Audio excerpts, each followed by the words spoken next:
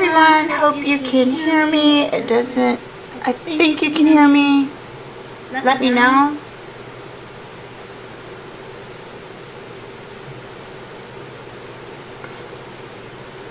Still trying to get things set up a little bit.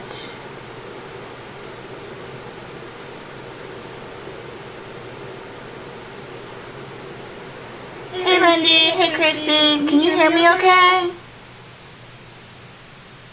Huge echo, excellent. Not really, but you know.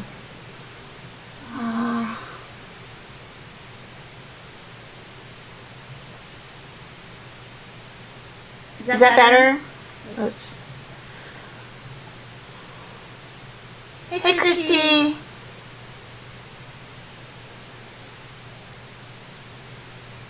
Is that better on that echo?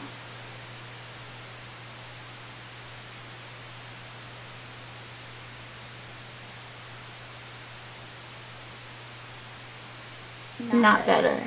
Oh, lovely. It's going to be one of those mornings. This is kind of how my morning's been all morning.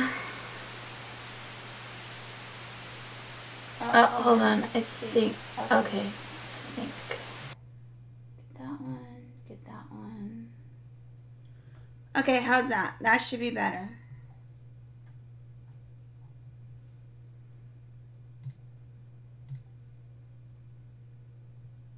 Hey Shamji, how are you? I just turned a couple more things off. Oh, good. I tell you what, guys,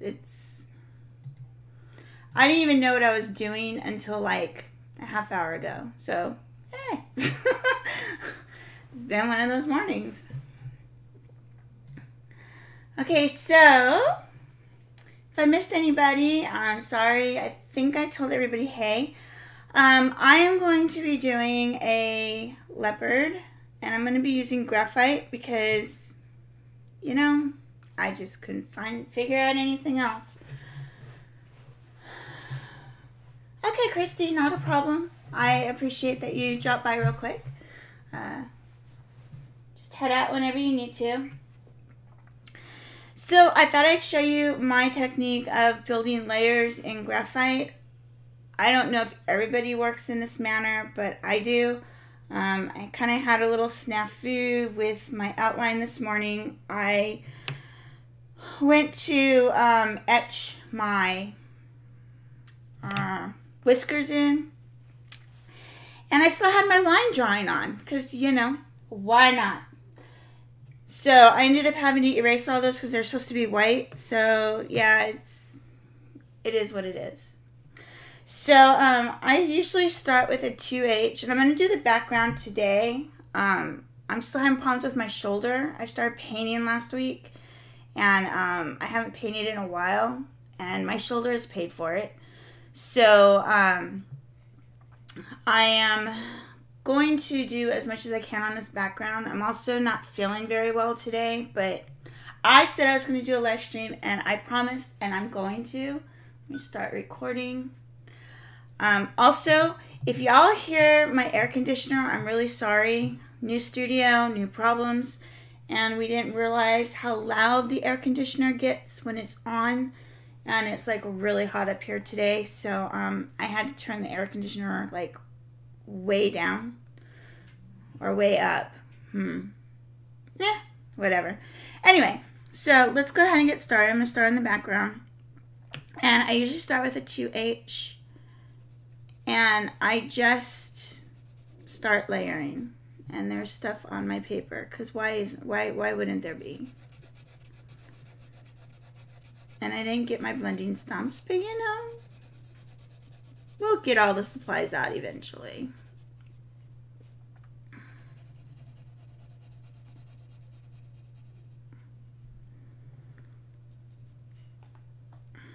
Thanks, Chandri.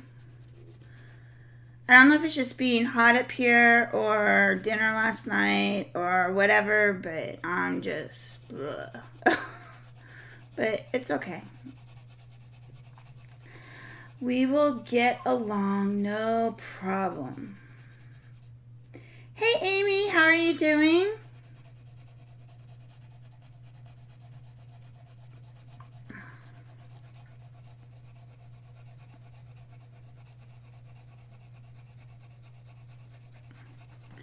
This is a very slow process, and this piece is quite large. I have no idea what size it is. I just threw it up here. Let's measure and see what size it is. So this is 14 inches by 11 and a half or so. So it's, hey Silky, so glad y'all could join in. So it's pretty large and it's going to take a little while. I have a tiger I did a long time ago.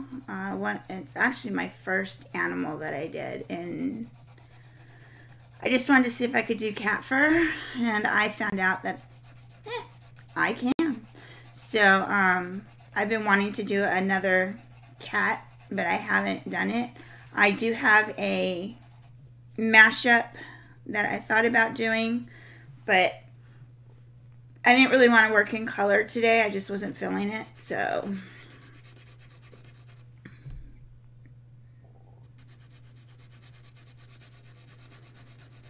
I hope you guys have been having a good week so far. I know it just started. Anything exciting happened for anybody yet? Let's see. Just trying to get a couple of blending stumps.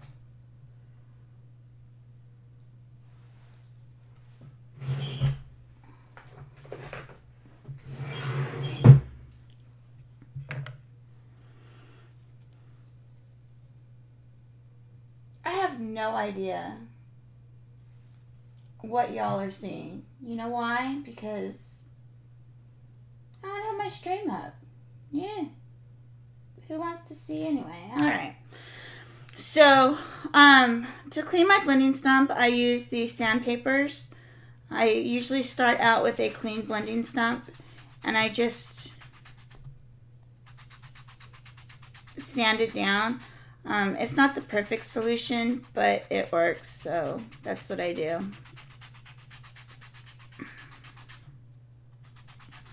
So I make sure this has colored pencil on it. And it kind of makes a mess, but that's okay. Of course, if I was smart, I'd just take this piece off, but you know, there's still sandpaper on it.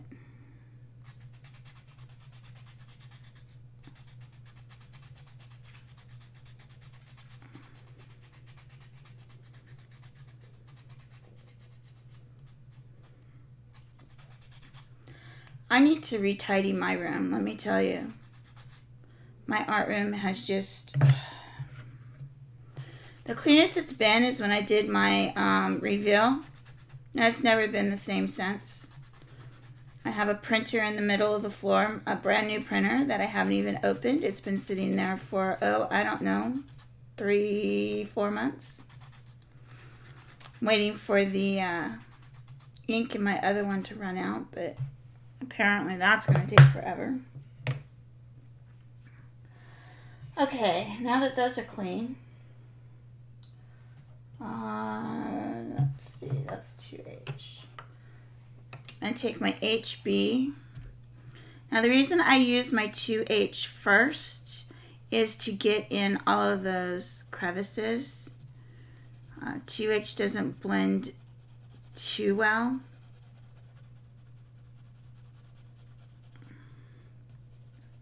Hey Anne, hey Shannon, how are you?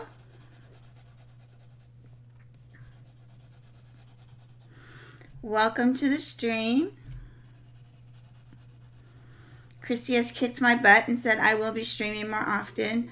So I will be streaming more often. This will be a more common occurrence. I don't have a set schedule yet. I'm working on that. Hopefully the rest of the streams that I do don't go as badly as this one started, but you know, it's all good.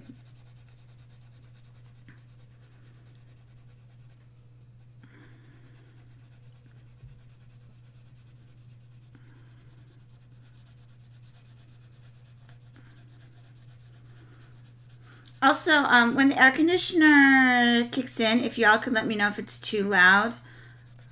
I don't know that I can really do anything about it, but it may affect when I stream. So it's not going on right now, but it might affect the times I stream. Okay, so that was an HB, and an HB does blend quite well. So I'm going to go ahead and blend this out so it's nice and smooth, and then I'll start creating my tones in here and values.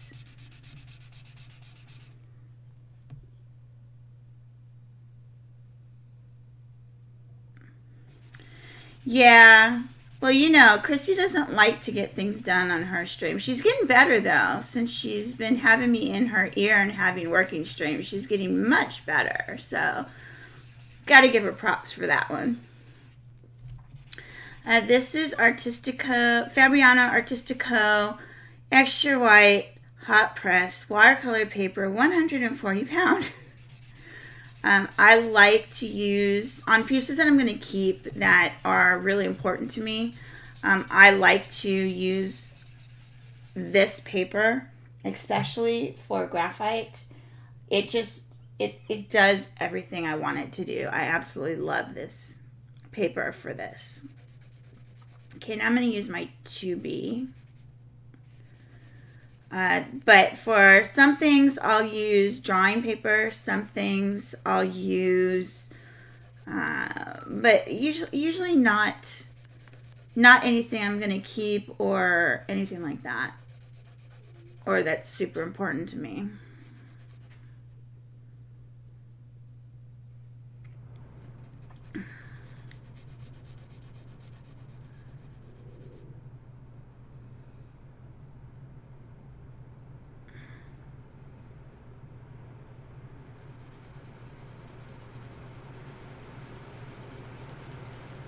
Yeah, each of the graphite pencils has their own place, and especially for how I work.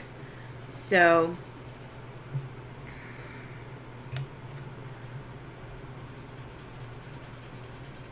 I usually go through the range of the graphite. I usually start with 2H, sometimes 4H. There's an area over here that I'll start with 4H because it is very, very light. And then I just go through my pencils probably in about 2 increments. So it's 2H, HB, 2B, 4B, 6B, 8B. I like the 8B Kohinoor Toyson Dior. I don't know if that's how you say it, but that's the one that I like. I think it's one of the darkest, and I like the way it goes down, so I just use that.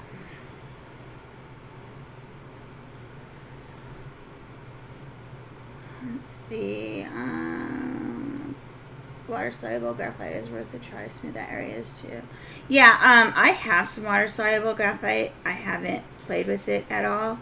I actually have the water-soluble graphite in tubes. One of these days I'll get around to playing with it. I don't know. Puppy's keeping me busy. Thankfully, right now, Leilani is down here sleeping, which she's really good. I just have to worry about Felicity. So hopefully Felicity will mind her P's and Q's and stay quiet and not bug me too much. This is going to be a leopard. I chose this 2 years ago. It was one of the projects that I wanted to do, and I just never got around to it. So actually I have quite a few of those. So I am going to start doing those. A bit of an announcement. My Patreon is going away. This is the last month for my Patreon. I appreciate everybody's support over there, but I am going to go in a different direction. So you're going to see a lot of changes in the things I do. Hopefully the videos I make, we'll have to see how it goes.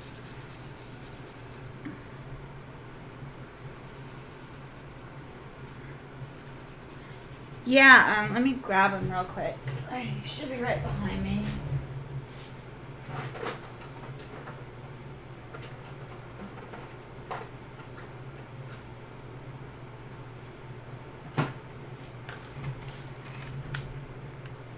Oh, that one's broke. That's lovely. Okay, so here's the tubes. And it actually comes, so you have gray, sepia, yellow, blue, red, and then gray. And then the gray ones are re-wettable, so you can work them and then rework them. And then the black ones are permanent. So once it dries, you can no longer rework it. So, you know, I just haven't, one of the 8,000 things that I want to try that I haven't done, so.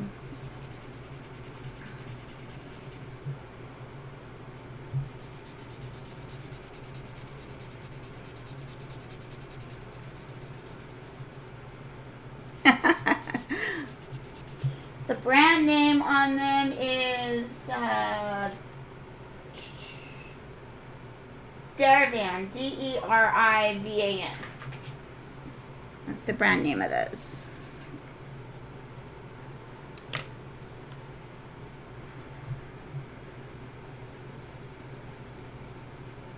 Going in with my 4B to get just a little bit darker in some of these areas.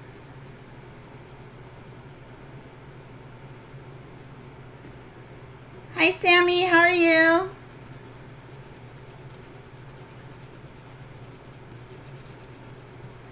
No more art supplies. Come on now. You're an artist.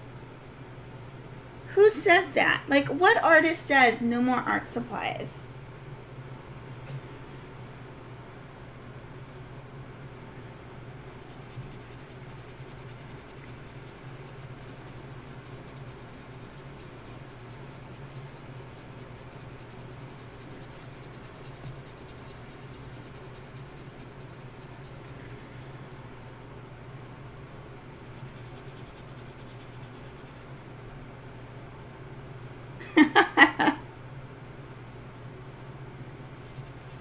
Yeah, Chrissy. I've had those for, yeah, one more art supply I've had forever that I haven't done anything with. Probably a year and a half. I forgot what artist I saw use them on YouTube, and I'm like, oh, I gotta try those because I really like the way they came out. But again, I just haven't done it. Okay, so I think that section is done mostly, so we'll go back to the 2H and work on this over here.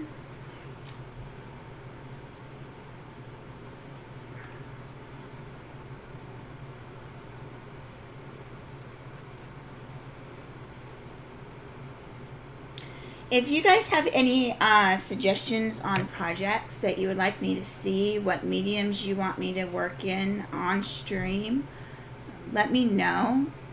Like I said, I have quite a few. One of them that I do have planned is a gold study. It's going to be a gold coin in colored pencil.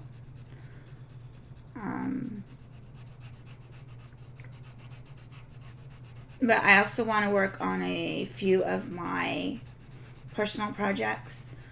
I have a homeless series I'm doing. I have a baby and mom animal series that I'm doing. I have one baby and mom done. I have one homeless guy done. And then, of course, I have my Zodiac series that I'm doing now, too.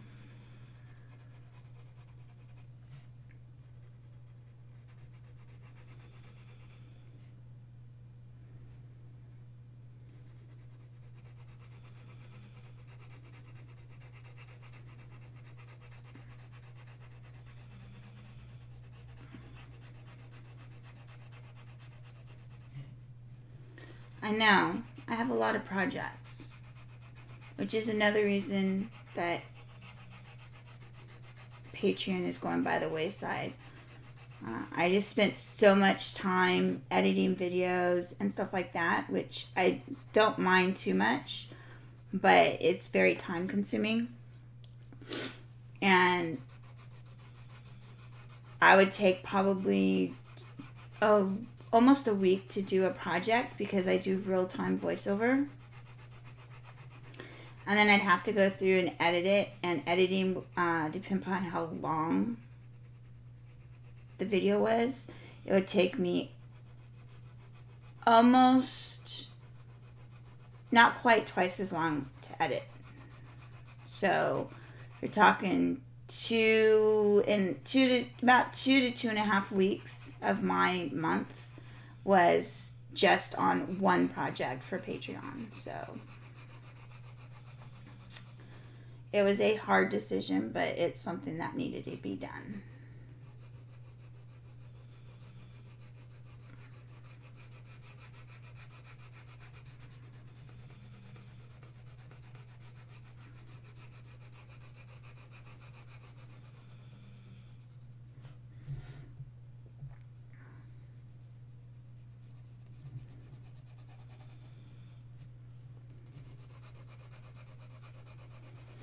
I know I don't have any music. I do have a playlist. I just haven't had time to throw it in here. So I'll eventually get. Hey Steve. Hey Nee. How y'all doing? All good, Steve. I'm just glad you were able to hop in for a little bit.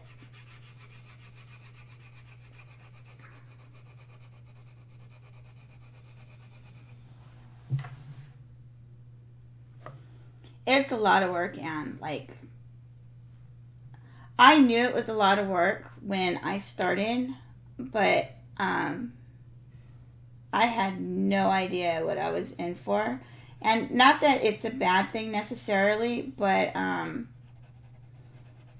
finding I'm not really happy doing it. My intent, I want to go back to what I originally wanted to do with my channel. And my intent with my channel was to pretty much show the good and the bad,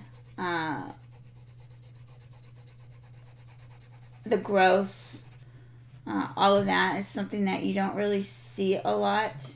Everybody wants that finished piece, and I've been guilty of that lately. And that's not what I wanted my channel to be. So I'm trying to go back to my idea for this channel in the first place, is basically what I'm doing. And I want to be able to work on a few projects that I want to work on.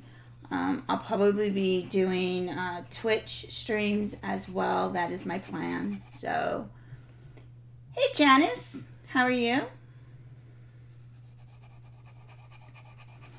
Welcome.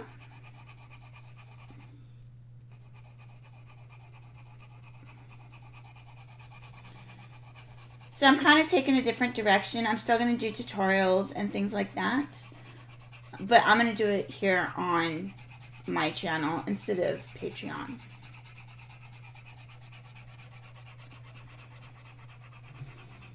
And I'll probably do more of them live streams as well. And if I mess up, then you can watch me mess up. Although I think Chrissy has the crown on that one for stepping things up on stream. I don't really want to take that away from her. So, you know, we'll have to see how that goes.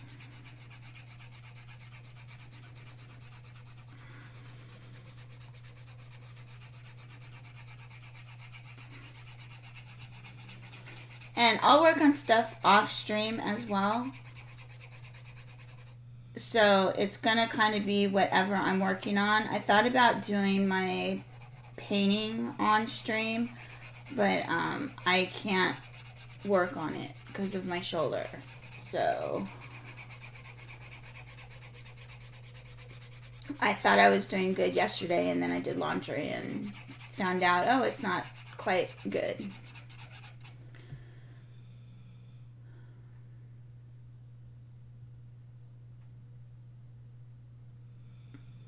Steve, yes. Graphite shine is normal. I usually don't get it until, like, this over here doesn't have any shine yet, and I went up to 4B on this one. It could also be the paper you're using and how you blend. There's a lot of factors in that. This is hot pressed watercolor paper, so that might be a factor. My drawing paper that I use for my tiger got shine way sooner than this. So that could be a factor as well, the paper you're using.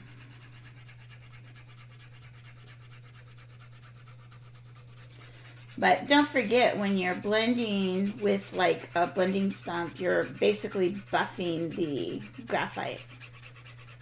So inherently it will get shiny. Very, very light pressure. Like, my hand is like way back here, because that's how I get the nice even layers. And I use pretty much the side of my pencil. I don't use the tip, because I want it to go, it'll still go inside because I'm using a hard pencil. This is still my 2H.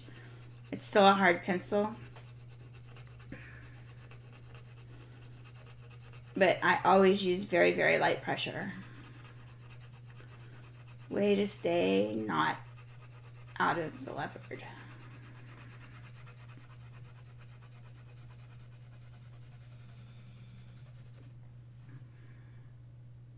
The Graphite Queen. Is that where we're going with, Chrissy? You're so funny.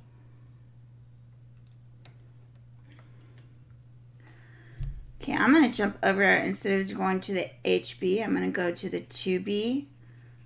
I want this to be just a little bit rougher.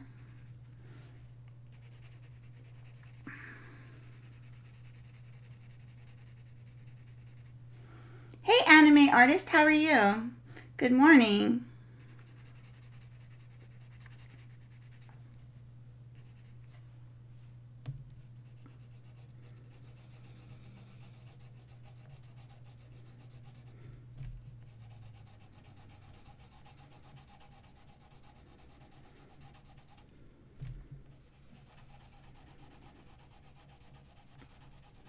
Try and get some of these shapes in behind him.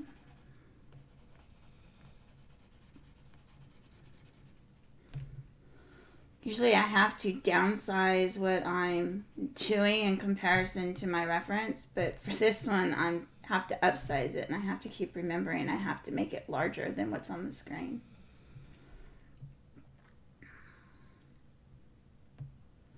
And I have not tried it. I have the ones in the tube that I was just showing Shannon. And then I also have the Derwent water-soluble graphite that, with the colors, whatever they're called. What is it called? Graphite, that's what it's called. I have those. I don't really like the Graphite, actually. What else do I have? I have, I think, a couple of Faber-Castell water-soluble graphite. I just don't use them very much. That's awesome, anime. So glad you're doing better.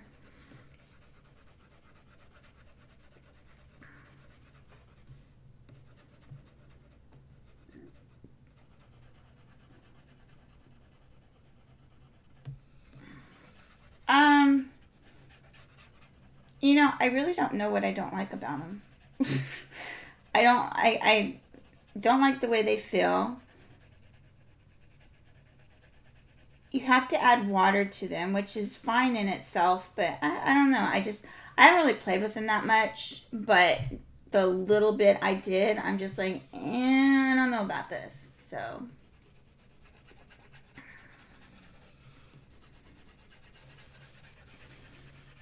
But hopefully I'll get more time to play around. And the tones, like the colors of it, like I like the colors individually, but like I can't come up with any ideas on like projects to do with those colors. I think that's part of my problem.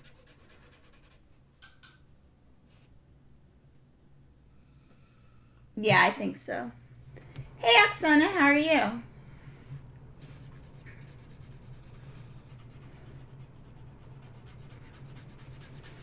I've been struggling a bit with color lately anyway. I think I'm going through some crazy growing spurt in my art. So, I've been struggling with quite a bit of things really, art-wise. But I'm trying to work through it all.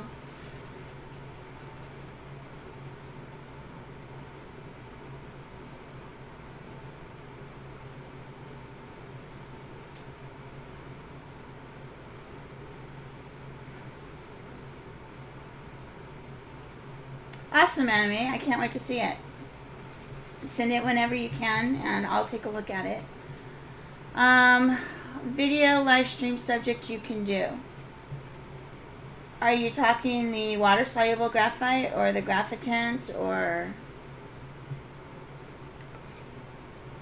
What is this? This is 2B.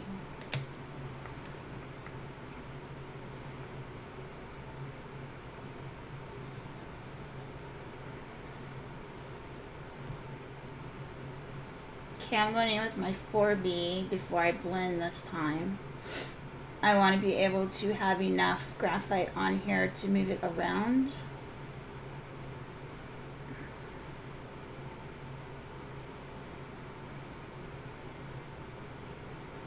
I also have graphite powder. I considered doing that with the background with this for the first layer, but I would have wanted him to be masked off, and I don't like using masking film with graphite. I learned the hard way. So I will not use masking film with graphite. I did a falcon with it, and any of the air bubbles or whatever just showed after the fact. And I think it's because graphite lays down differently than, say, colored pencil, so it doesn't really affect your colored pencil work. But for graphite, I don't particularly care for it. But I noticed those little nuances too, so. Yes, Shannon, I can. I will definitely try to remember. I was supposed to start this at 7, but I was having issues. I felt like Chrissy does sometimes before she starts. It was just it was a series of issues. And I should have prepped it yesterday. Yes, I am using slobs. You're absolutely right. Which was another issue because, I haven't been in it for, well, the last time we talked when I had to go in and look at it, so it hadn't updated, so that had to update as well. So yeah, it's couldn't find my camera, but apparently my camera that I ended up using was there all along, just picking the wrong one, because why choose the right camera?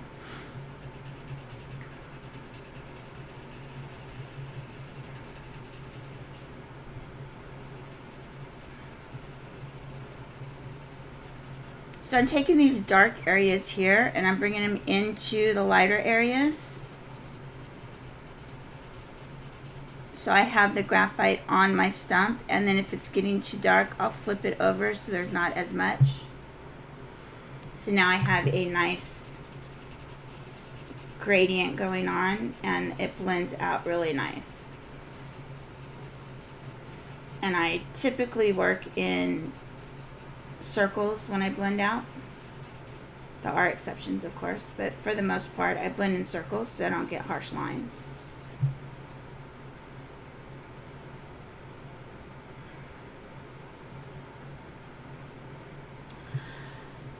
Oh, Steve, do I have a story for you? And you're gonna laugh so hard. So the other day, before I started anything and before I live stream, I wanted to get my zodiac for this month done. So my zodiac for this month is done. I just have to edit all that. But besides that, so I always do, for my zodiacs, I've been doing my backgrounds in pastels, pan pastels. And then, so I mask it off and all of that. Well, I went in and I got my pastel mat, deciding what color I wanted to use for pastel mat. I got that.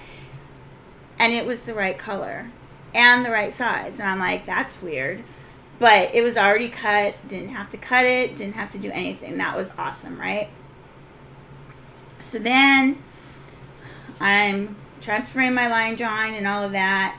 And I'm like, okay, now I need to add my masking film. So I add my mask. I go and I'm like looking over to the side of my desk. I'm like, there's a piece of masking film right here. And it was the right size. And I'm like, this is just weird. There's just no way this is happening. Like, everything was the right size. And I'm like, well, this is going quite well. Well, everybody complains at how hard it is to separate. And I've never really had any problems separating it. I mean, yeah, sometimes it's a little challenge, but it's not that big of a deal, right? So I'm like, okay, you know, no big deal. I'm trying to separate it, and this thing, I could not get this thing separated. I'm like, what the heck is going on? I just don't get it. About 45 minutes in, like, I finally got it separated, right? And it was like peeling off. It was like the back was peeling off onto, I'm like, this doesn't make any sense. Why is it doing this, right? Well, I come to find out that the masking film wasn't actually on the paper. It was already used one. I was just trying to separate the backing sheet.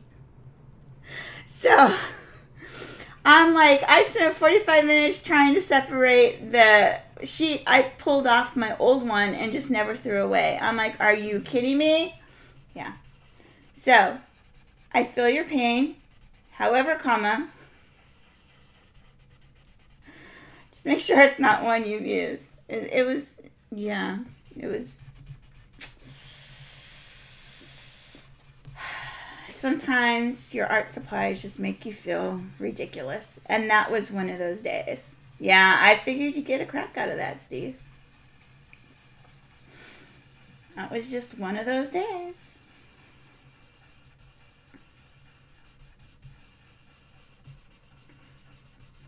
I even got my X-Acto knife out. This is how desperate I was. I got my X-Acto knife out to try to separate it. And I could put my X-Acto knife between the sheets. But yeah.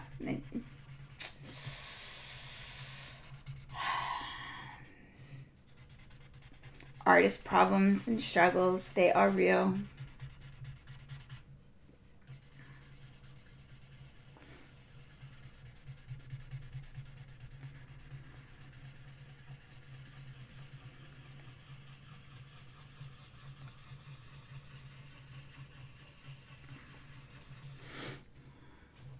I know this seems very blotchy. I will go over with another layer.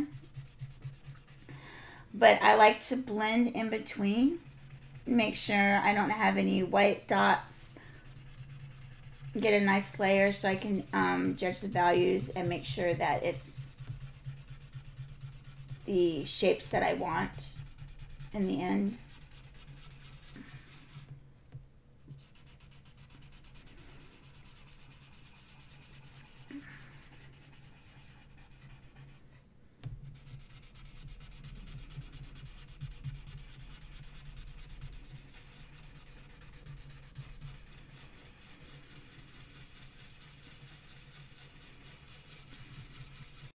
Now, do you guys like longer streams or shorter streams, or does it matter to you?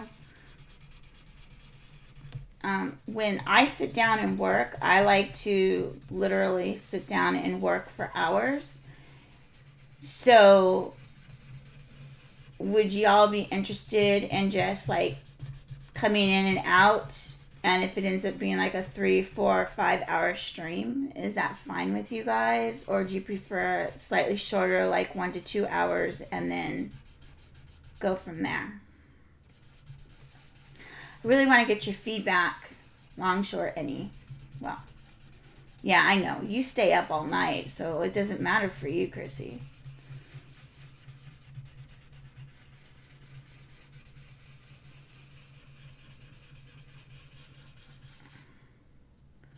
Cool.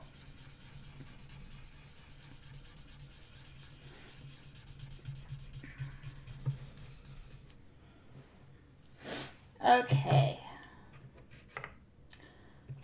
Let's see. I think I'll start back in with my HB. This is almost the right value, but I want to smooth it out. So I'll start with a lighter grade pencil.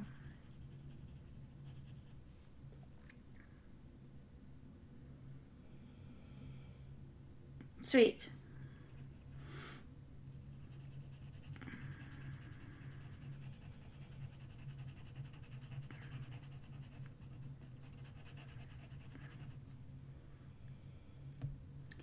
Yeah, weekends are going to depend for me.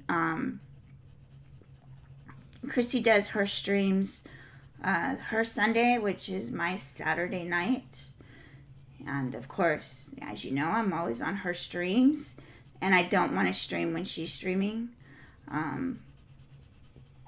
And so that leaves Sundays, which I may or may not do. It depends upon what my husband wants to do. He's actually thinking about starting some polymer clay sculpting and doing it up here while I'm up here. So if he's doing that, then I may do a little bit more streaming on the weekends. We'll have to see how it goes. Tiny bit in the shot. Well, that's kind of at where it's at. Here, let me push it. There. How's that? I'm like right on the edge. Let's try that. Just remind me when I get over here to push it back down, because I'll forget. I don't know how many times that I've tried doing a tutorial and I'm like, okay, I have all my camera angles and everything good to go. And I'm like, I have to remember to move my camera. And I totally forget. Awesome.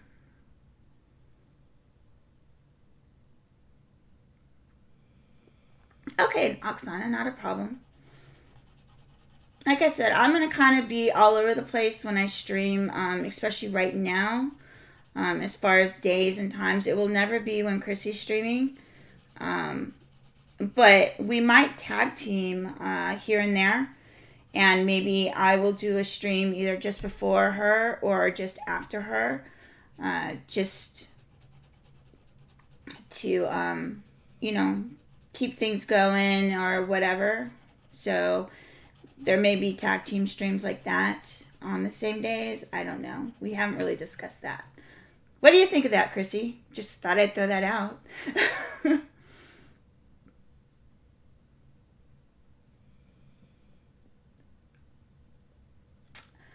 Janice, ordered graphite powder, ended up in a big bag of it. Do you know what brand?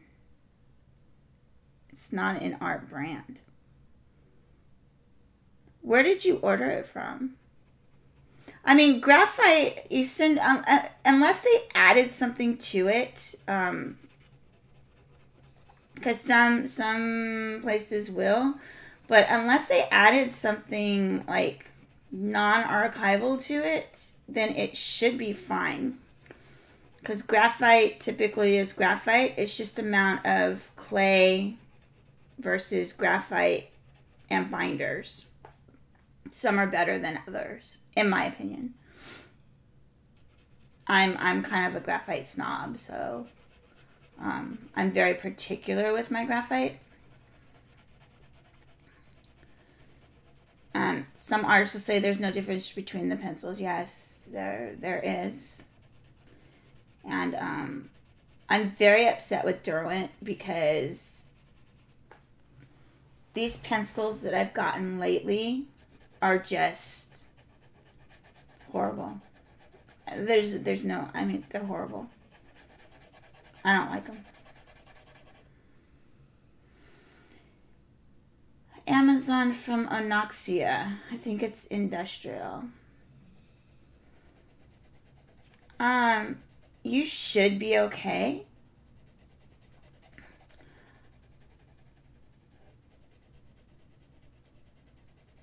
Like I said, unless they put something in it. Let me write that down, and I'll see if I can do some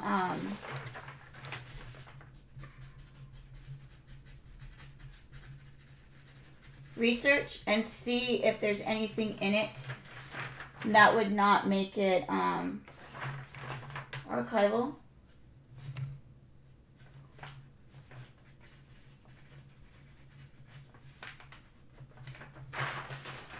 And then I'll try to get back to you and let you know for sure.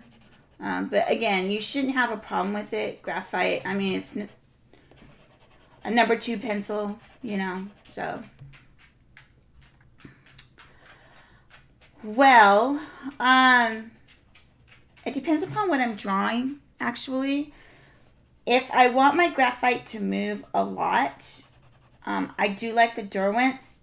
The thing I don't like about the Derwents lately is as you work, they have like these little nugget things that get scratchy on your paper. And it's been driving me absolutely nuts. In fact, you can kind of hear how it changed. It's at a nugget right now.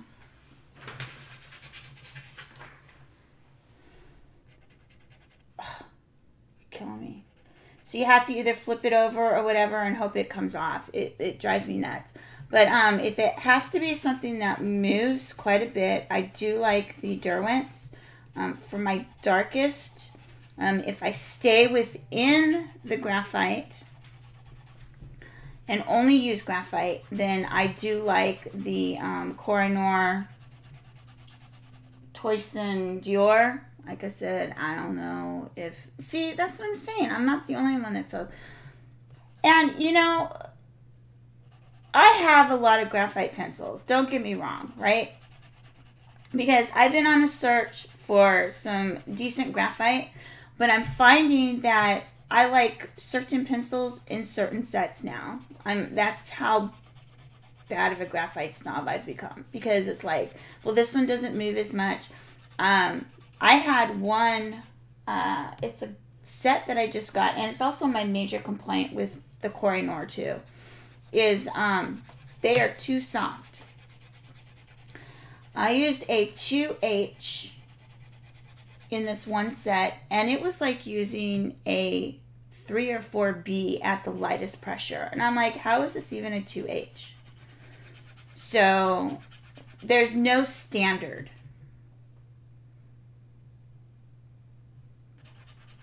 When it comes to graphite and the grading system and stuff like that. There's no standard set. So yeah, it's just... So for this type of work, I like the Derwent with that exception. And then the darker I get, the softer I like the lead. So again, I go to the Koh-i-Noor. If I'm doing something very technical, then I do like the Faber-Castell 9000. They are a bit harder graphite. Let's see, this goes 1, 2, 3. They are a bit harder graphite, and I don't find that they move as much as these do. But, I mean, they work really well. Don't get me wrong. They work really, really well. But they're really good for detail. Oh, my gosh. Like, crazy, crazy detail. And I might pull them out for a part of this. We'll have to see.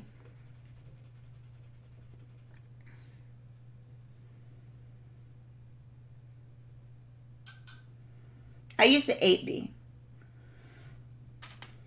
The Koh-i-Noor.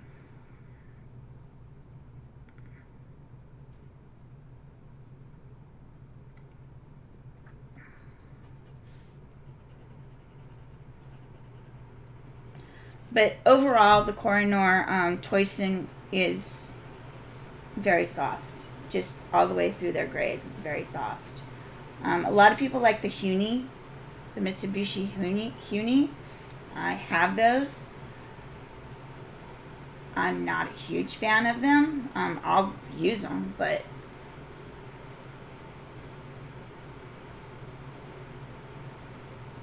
it's all good, Oksana, no problem.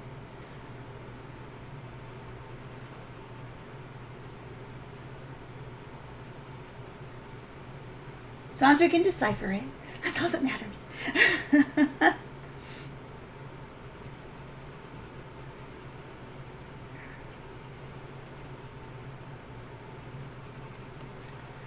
But I do not like some that I don't like. There's some that I definitely don't like. I don't like the brown zeal. Those things, no, thank you. I do not like using those. I'm just gonna put those for writing because, oh my, I can't even. I can't even on those. Those are, oh.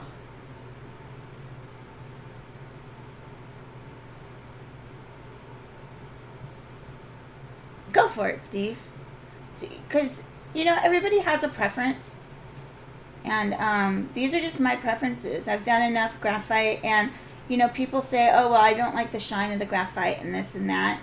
And for me, the shine doesn't matter to me because, in my opinion, it's graphite and you just know you're going to get it.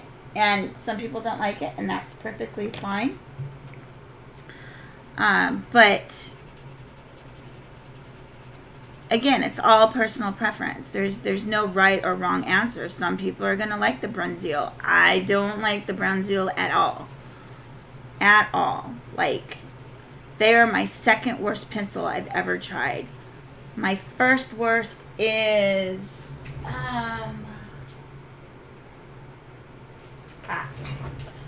the Royal Langnickel. Oh, I don't like those at all.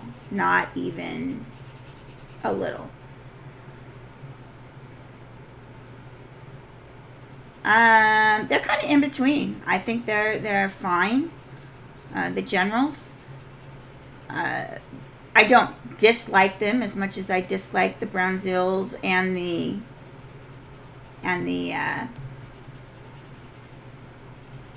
Royals. I don't know which is worse, the Brunzeals or the Royals. I'm kind of torn on that.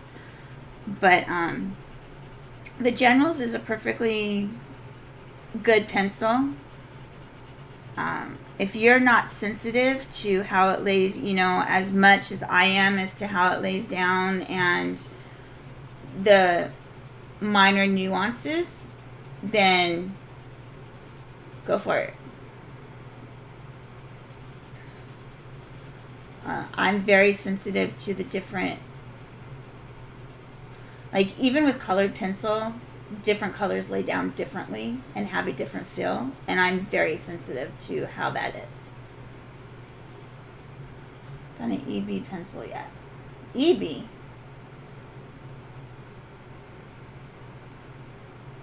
What is EB?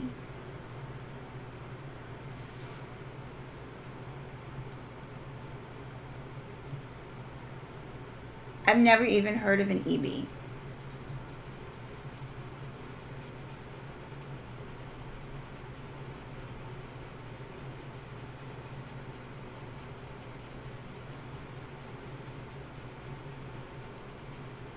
And I've never seen it on a value scale.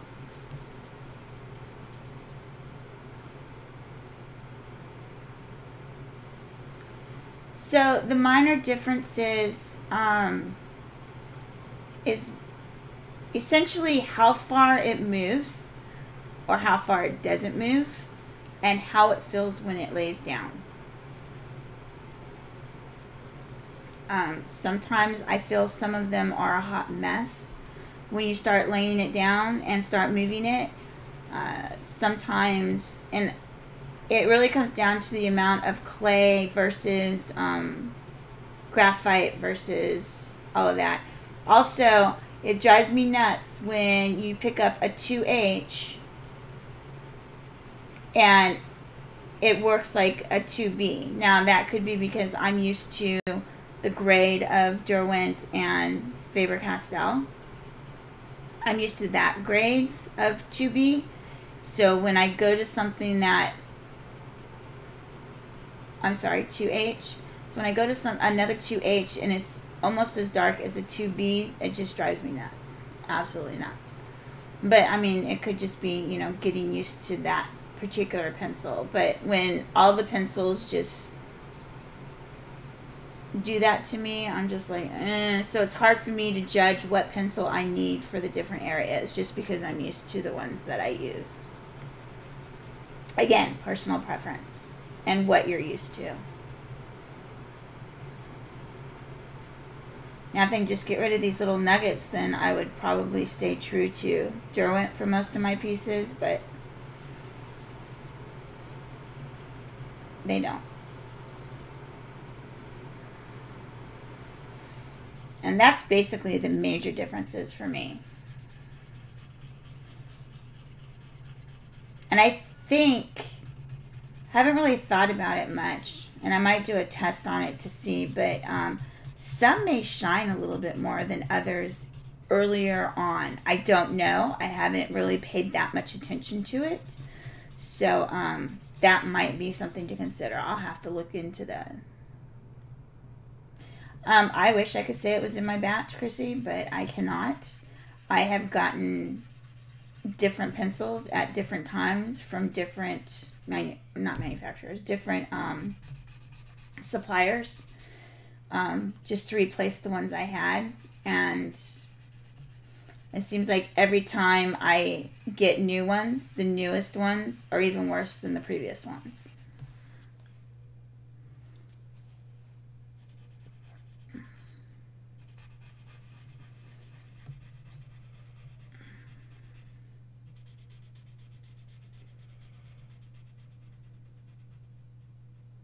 I'm more tacky than I can. Nice, Shannon. Yeah, it's funny how you notice those differences, you know. And just like some of my colored pencil pieces, I've been using a lot of pastel matte lately. Partially thanks to Chrissy, because she talked me into doing it, and, you know. But all my Zodiacs are going to be done on pastel matte, so it's a nice... I don't want to say practice, but it is a nice paper for colored pencil.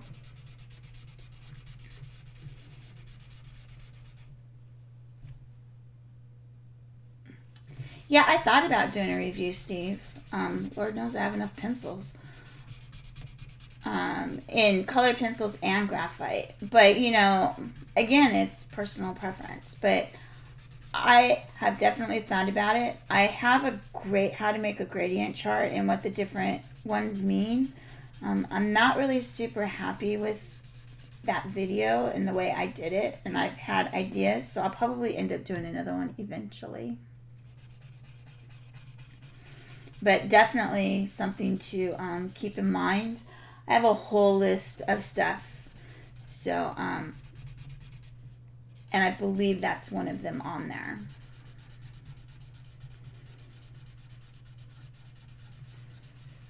And don't worry, when you guys recommend stuff and have ideas, I write them down.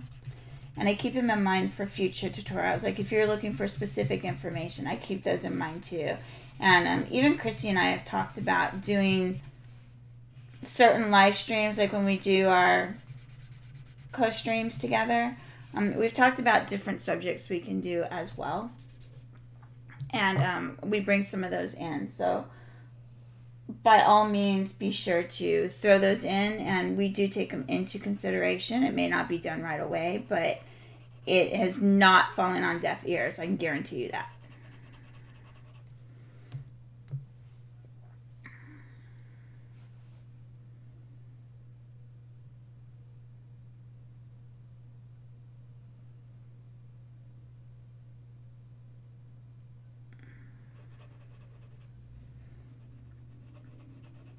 I've thought about separating my pencils like that, Shannon, but I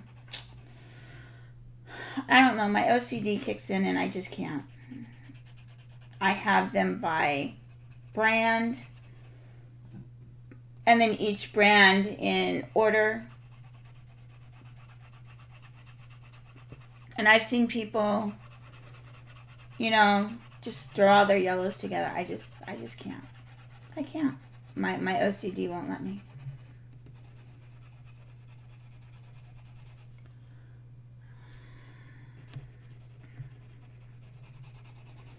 So something I like to do a lot when I work is take pictures of my work and see how it's coming along, because the camera lens sees a lot of stuff that you don't necessarily see with your naked eye, and what areas need to be worked on. So when you see me look up, I'm just looking at my video camera to see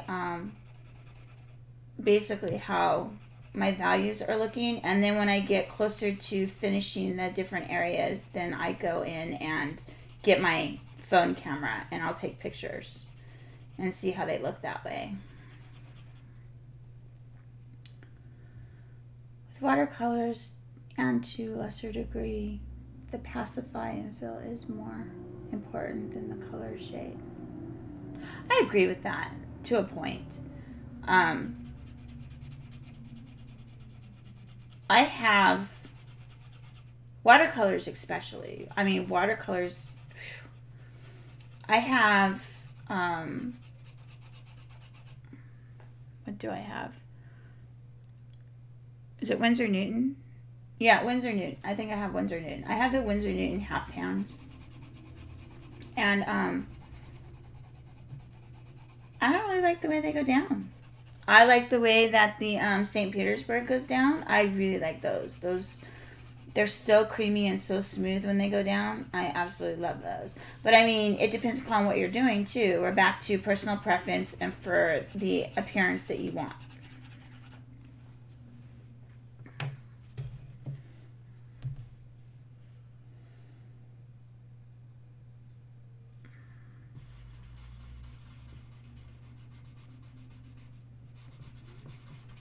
Yeah, that's how I do mine. Brand and then colors within the brand. So all my drawers have color charts in them, so I know exactly where each pencil goes when I'm done. And then if I use a pencil up, I know which ones I have to order. So it's just really convenient because you always know what you have.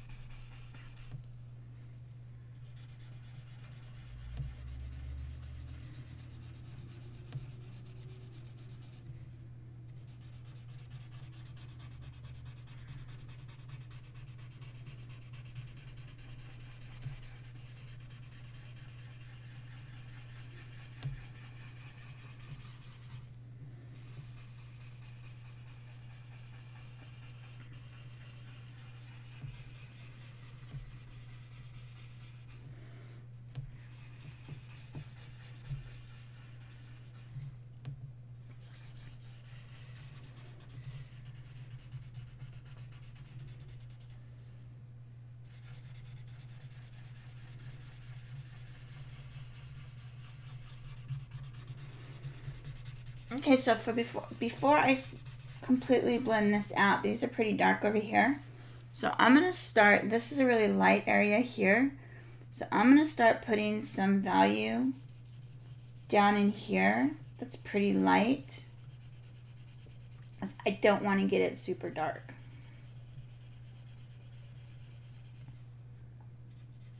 I want just a little bit of value here. But I'm going to bring it down with this instead of using my pencil. Just creates a smoother appearance. I do skin like this a lot, especially in highlights. I'll use my darker areas like this and blend them out and then bring it down and start in my darker area and then work it into my lighter areas. This is like a little mountain type thing that is in background blurred out.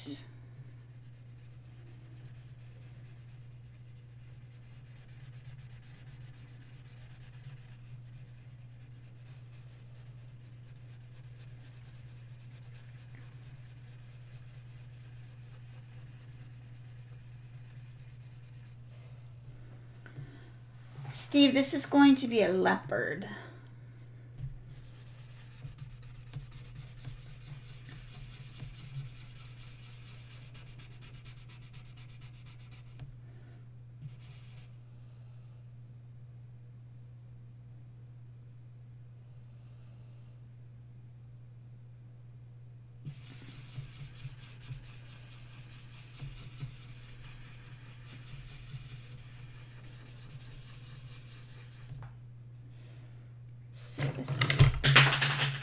Pretty dark over here. And in case you're wondering what that was, that would be all my pencils just fell on the floor. Because, you know, it's always a good idea to drop your pencils on the floor at least once or twice during your working time. Always a good idea.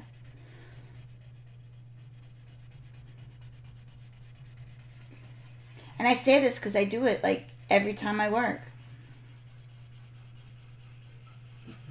So clearly it has to be a good idea.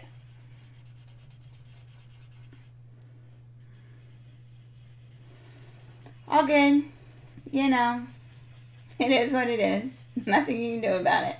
Waiting for the rest of them to fall. I have, what, 3, 4, 5 of them left up here. 2 of them will not fall, but 1 or 2 of these other ones might.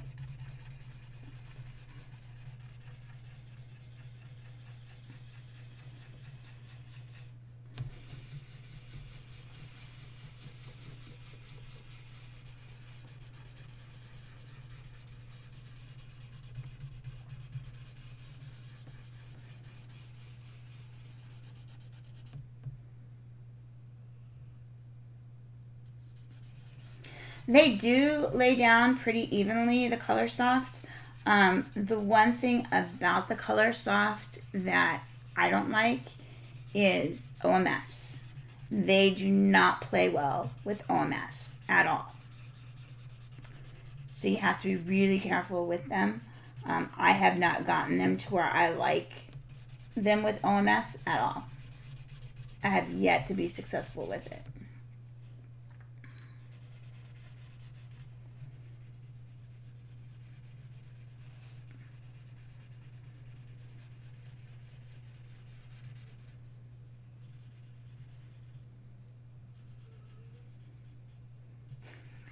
Chrissy. Wow. Can't be any worse than the other day when you were hacking up the,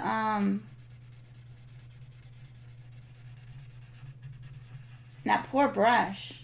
I feel bad for the brush. I still feel bad for that brush.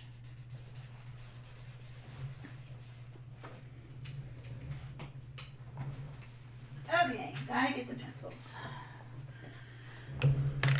I'll just lay them down here.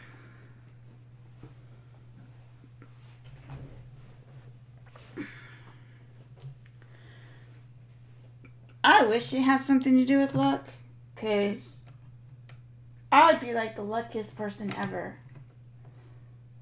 I am always dropping something. I don't want that one.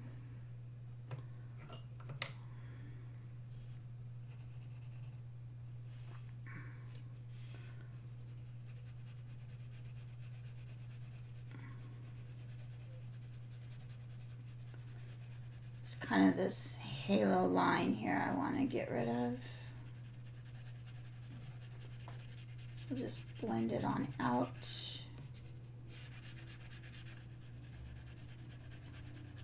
See that right there? See that right there? That is a little nugget that came off.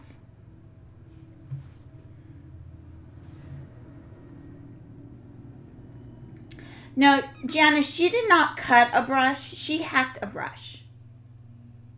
Silky's leaving, have to go watch tomorrow. Okay, Silky, thanks for joining. Really appreciate the fact that you came by. Thanks so much.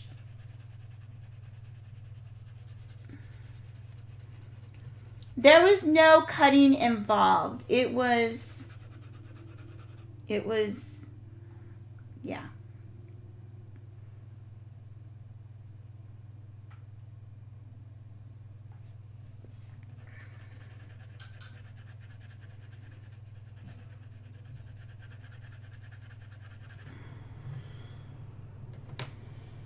I think all of us were crying on stream.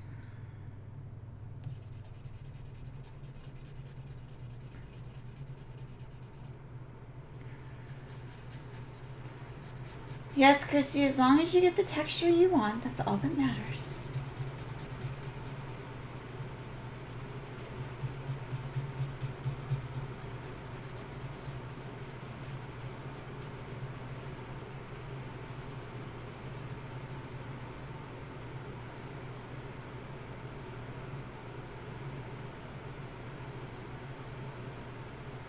Okay, I'm going to put a little bit more value in here. And then once I get my darkers in, I'm going to take my, actually I'm going to do it up there too. I'm going to take my kneaded eraser that, I still don't know where my original kneaded eraser is. It's still lost somewhere.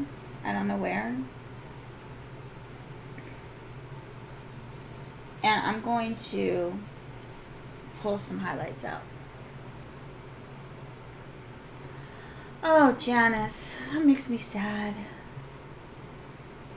Like, oh, it hurts me. It hurts me, guys. It hurts me. No, I am not flattening the tooth of the paper with the stump. I'm still using a light hand. That's why I go over this certain areas so many times. I don't actually flatten. I don't even know that you can call it flatten.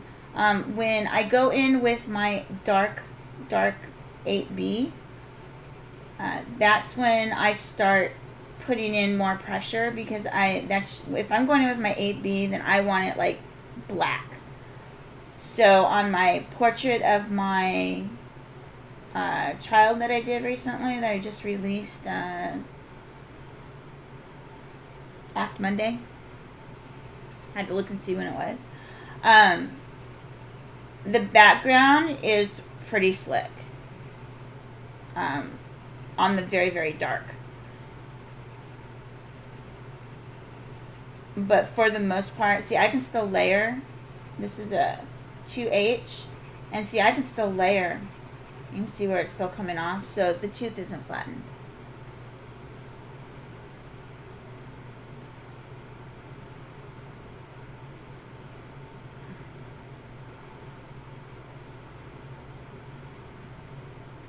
You guys are so funny. You guys crack me up.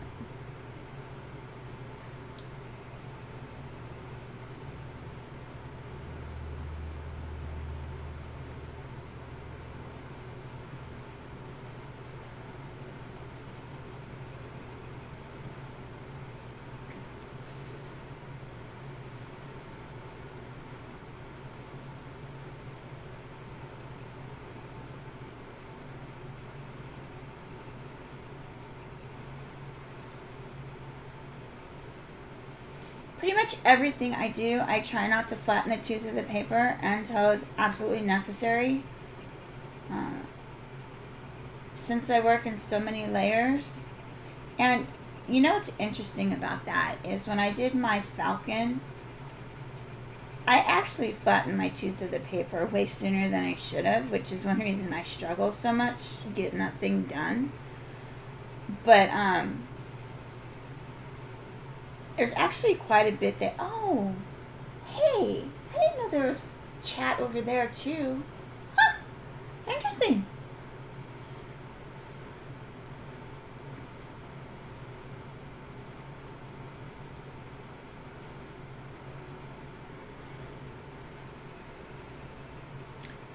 That's okay, Chrissy. I still love you even though you drive me nuts. It's all good. It's not a problem. I drive you nuts too with, you know, my crazy lectures and why'd you do that? You know, it's all fair play.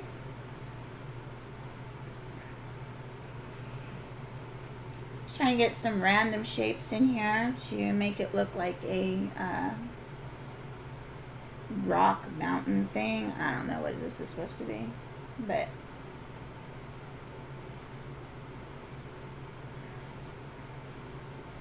I'm putting it in anyway.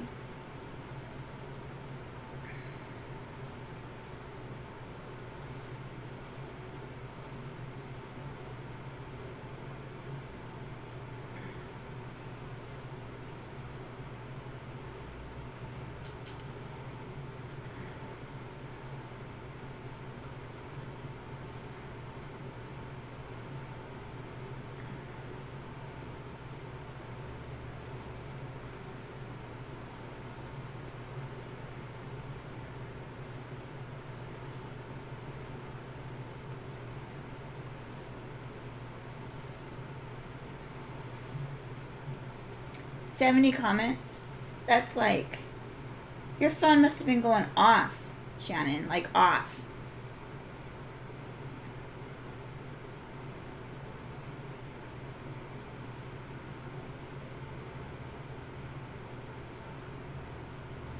Steve, why do you have scratchy brushes when you use acrylic?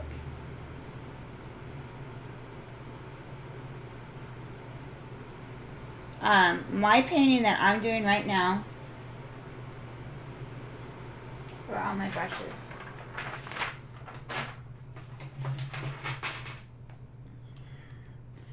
So my painting that I'm doing right now, I'm using this sorry excuse for a brush.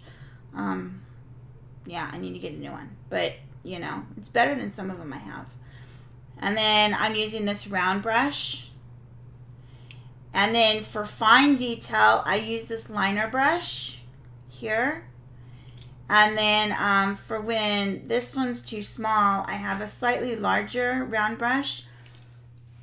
I tend to work, unless I'm like blocking in a large area, I tend to work with very small brushes. Like, because most of the stuff I do has a lot of detail, and I build the layers and build the detail as I work. And the piece I'm working right now is 16 by 20. And it's an owl, and it's got a lot of detail in it. So, and I'm not anywhere close to being done. It's, oh, that owl. It's going to be the death of me. I blame Chrissy for that one.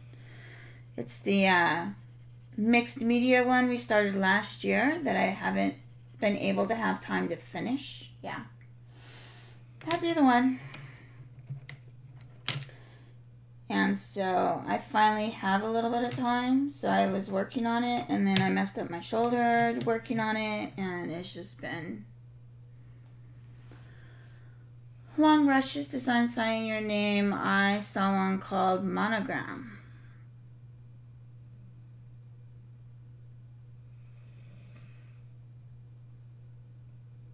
I have a triangle brush. I would have to find it, but I do have a triangle brush. They're kind of cool. The barrel is actually shaped, well, not this part here is round, but when you get over to the ferrule is actually a triangle. It's very cool. And then it has a angled bottom. I would go grab it, but clearly you have not seen my collection of brushes. My collection of brushes is worse than my... Oh, you know what? I'm down here. See, y'all didn't tell me I'm down here out of frame. How many unfinished pieces do I have approximately?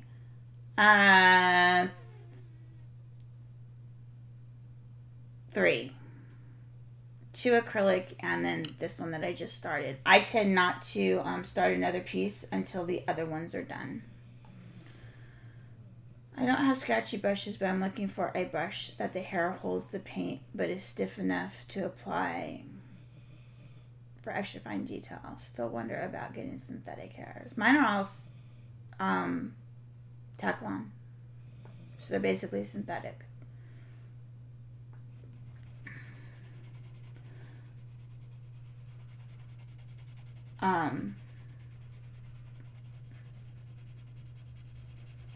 you can get details with like this brush here. You can get details with this. And it's not hard by any means. I mean, you can see it's, you know, but you just have to learn how to control your brush. This one here, the one thing I do like about this one, because it is a little frayed, I can get feathers quite well with this without having to go to another brush most of the time.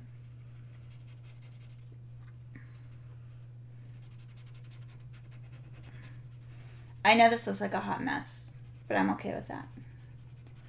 Graphite usually does look like a hot mess until you blend.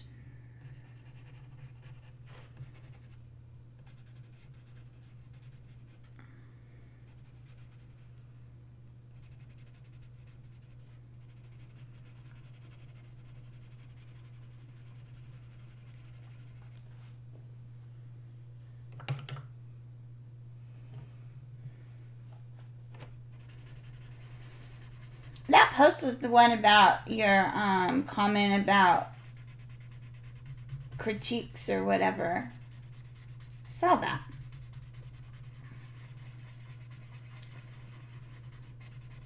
But I just, what was the video I just recently did?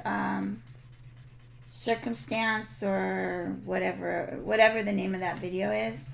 I kind of talked a little bit about, you know, people taking critiques the wrong way and stuff like that, but you don't learn without them.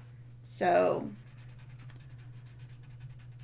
they just avoid giving critiques altogether. And some people's critiques just aren't helpful. The ones that, the posts that kill me though is they want the critique, but nobody gives a critique. I'm like, y'all aren't reading this. They don't want to know how good their stuff is. They want an honest critique. So that drives me nuts. Like, if somebody's asking for a critique, then I'm going to give a critique. And I don't know if y'all read some of my critiques that I give on some of the posts in the forums, if y'all belong to the same forums, but I get pretty detailed on some of them.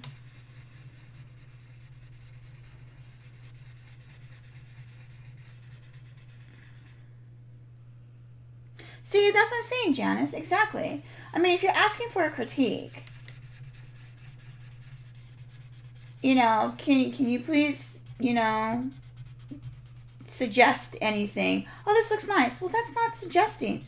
And I'm talking to Chrissy about this too, because she actually just commented on a piece that somebody posted recently. Yes, I'm calling you out, Chrissy. And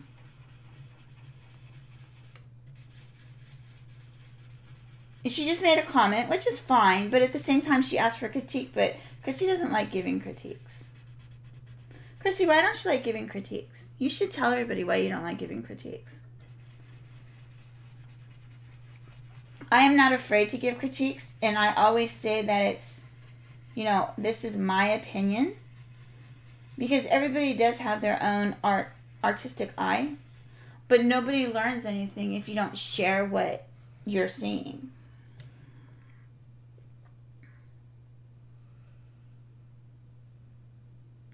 Of course, Oksana, by all means.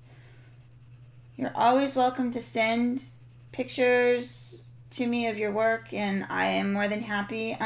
When you do, make sure you tell me what your goal is. Because without knowing what your goal is for that particular piece, it's hard for me to critique, because I'm going to look at it as I would do the piece. And if your style or your goal wasn't, say, realism, then me giving you the critique on realism is not going to do you any good.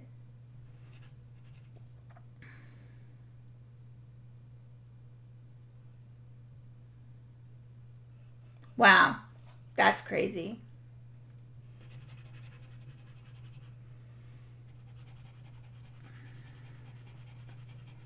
See, I would never tell anybody to stop doing what they're doing. This pencil's driving me nuts.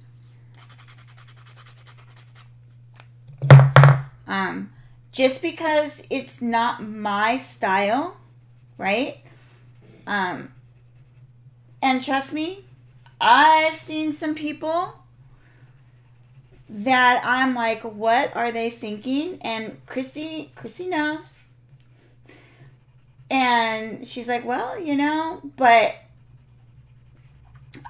you know, it's not my thing. But it doesn't mean that I can't help them, even if it's not my style.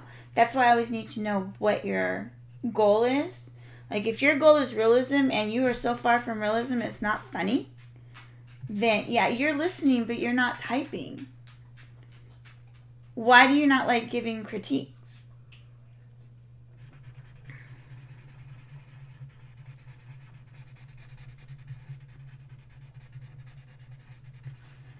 So,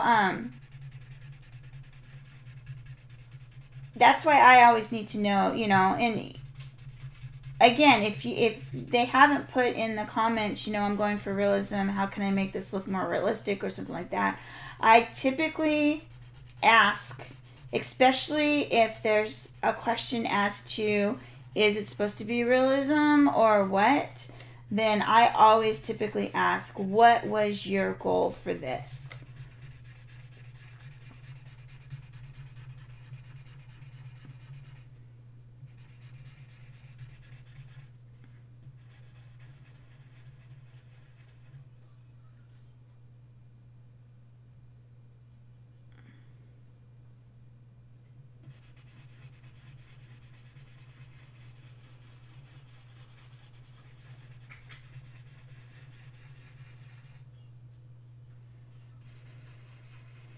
That is crazy, Shannon. Like, I can't believe somebody would, like, tell you that.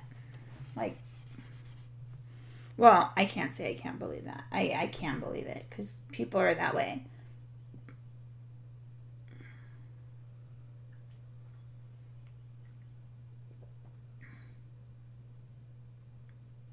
Yes, Lindy, I agree. The way I do critiques, I always pick out things that are really good in the piece that I think they did really well, and then I expand on that. Like, I like this about, like, for this, if I was critiquing this right now, it's a hot mess. But besides that, that's just my opinion. I would say that, you know, I do need more contrast back here, but I do like the fact that I have the tree appearance back there. So I would mention that, you know, that there's really good depth in this painting, and I really like the fact that there's those hints of trees. It could use a little bit more value contrast, so maybe pull out a few more highlights. That's kind of how I do a lot of my critiques, and I always start off with something good and I always end with something good in between my critiques. In between, you know, things that possibly could be or need some improvement. Hey, Renata, how are you? Because I think that people, you know, it's hard to hear critique. Even if you're asking for a critique, it's very difficult to hear sometimes, especially when you spent tons and tons of hours on something and you're like, oh, this is really good. And then, you know, people are like, well, you need to fix this, you need to fix this. And I see people where they just say, oh, well, you need to fix this. But what did they do good? So they can focus, you know, and see the good in it. And I think that's really important. Because otherwise you feel like you're attacked or something along those lines. And I never want people to feel attacked ever.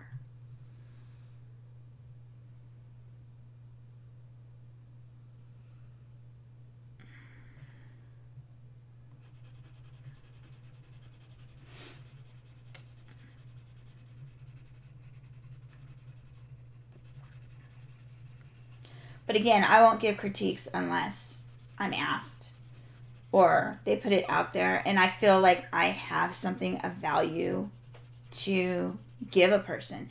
I'm not just going to say, oh, well, you need to fix this, and not explain how or why or anything like that. I try to add that in as well, which is why my critiques get a little wordy sometimes.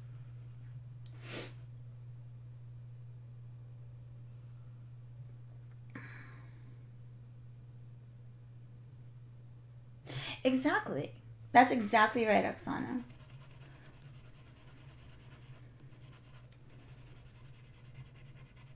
I mean, if all you want is praise,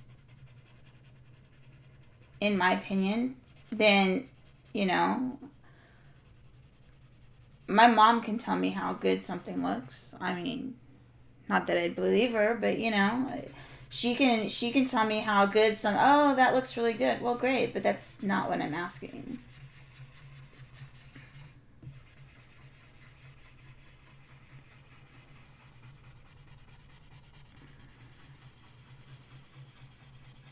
But I do feel that it's really important to give both, on your critique, both good things and bad, not just the bad. They go hand in hand.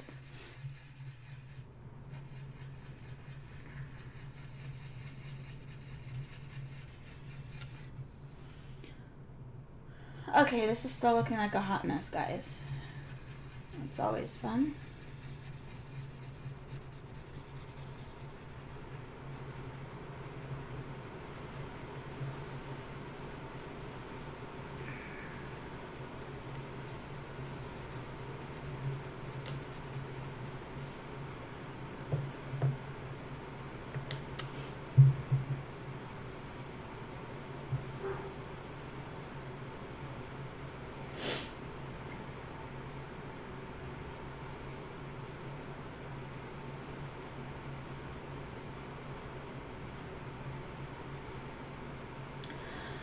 Art is visual, not a conversation. If you like it, look at it. If you don't, then walk away. A conversation can happen, but a bit down the track after introductions have occurred, manners and such. Yes-ish. I semi-agree with that. I semi-don't agree with that.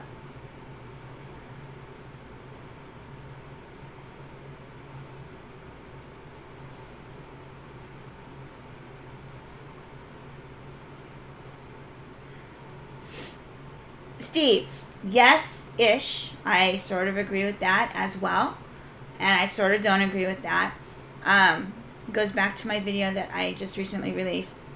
If you are making those choices consciously and you know that you're breaking them and therefore, what am I thinking?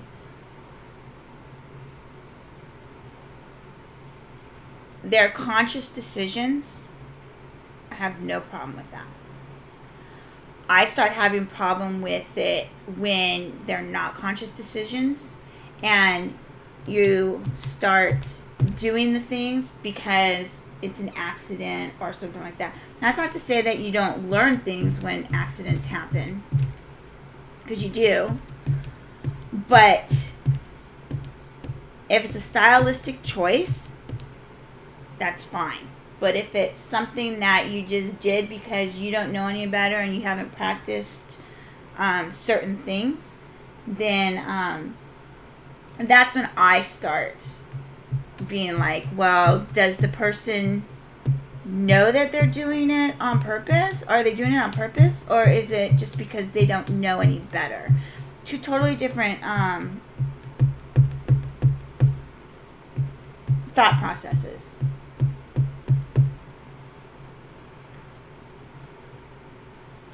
Taking an art piece and degrading an artist. That's exactly right. That is exactly right.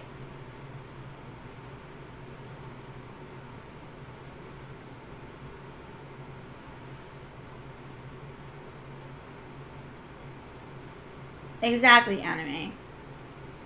So going back to Shannon's comment on art not being a conversation. Why do you feel art is not a conversation? Because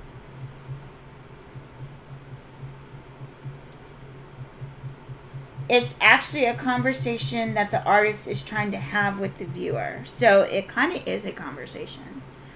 The artist has something to say, something to show, whatever. Even this, like, there is a conversation within this piece, right? Even though this is not a completely original piece, because I am using a reference photo and it's not completely my own design, but there's a conversation in this. How I'm rendering it and stuff, you know, makes a huge difference and is a conversation. What am I trying to say with this piece? You know, what am I trying to convey? It's actually a very good conversational topic. And that goes with any piece. A lot of yours, Shannon, a lot of your art is very conversational, actually. With, you know, the things that you like to draw and stuff like that. Your style, it's very conversational.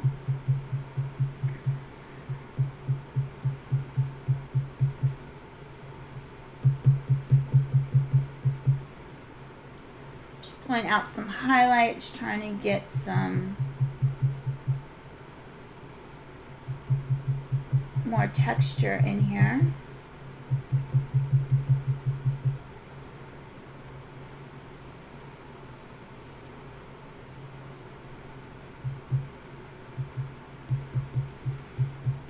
And I know this seems very bright, but I am going to push some of it back with my blending stump once I get some of this texture in here that I want.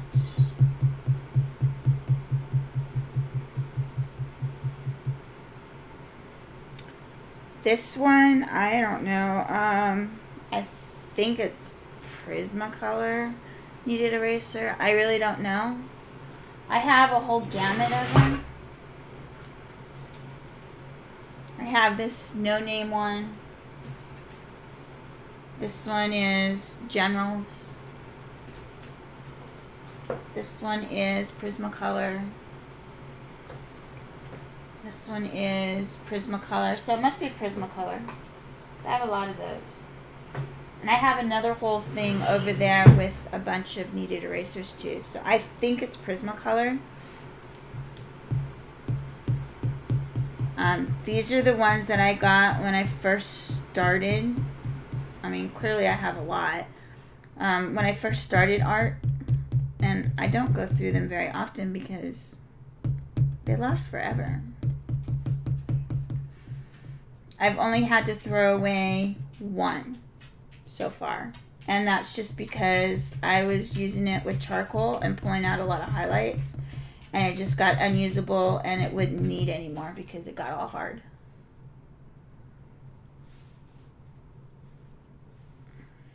Hey Wicked, how are you?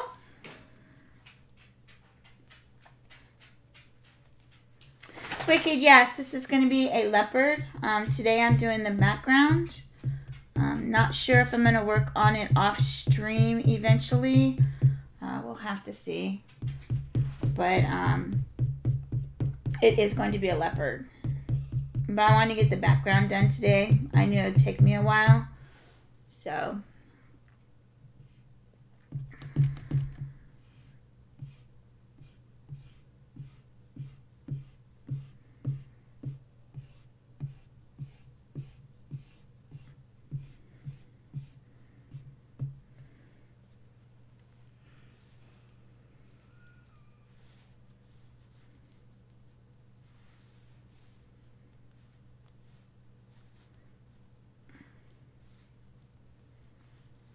I'm the same way, Anne. I'm pretty good at picking out most of the stuff that's wrong with my pieces as well.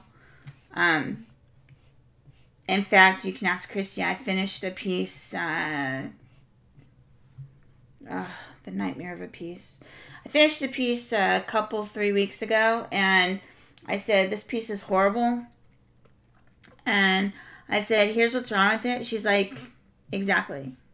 So I'm pretty good with picking out what's wrong with it. And you're right.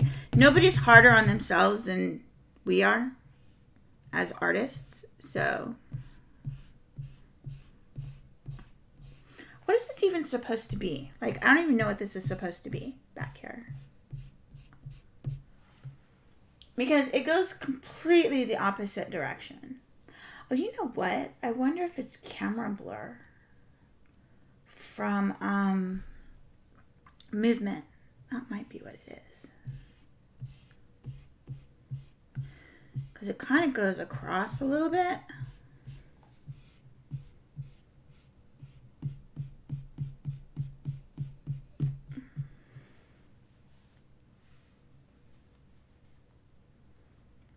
Exactly. Exactly right. I want to know the exact same thing.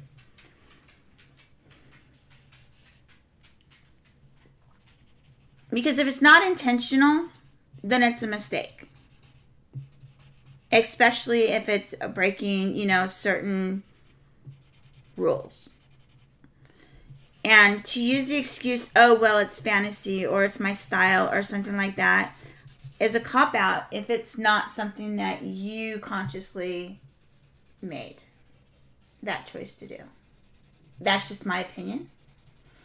And I'm okay if I get slapped for that. We all have our own opinions.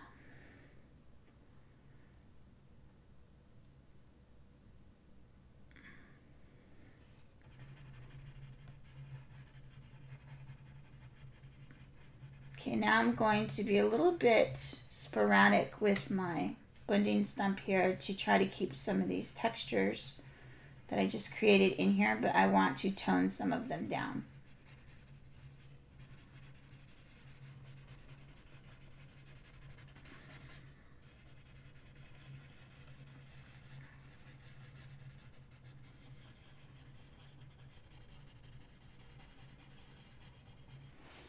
This is actually quite bright. Where's my eraser? Back in here. And I'll probably make a little bit of an adjustment once I get the leopard in. Reason being is because there's so much white right here that it'll throw the values off, and it depends upon how dark I go on him, on what needs to be changed as well.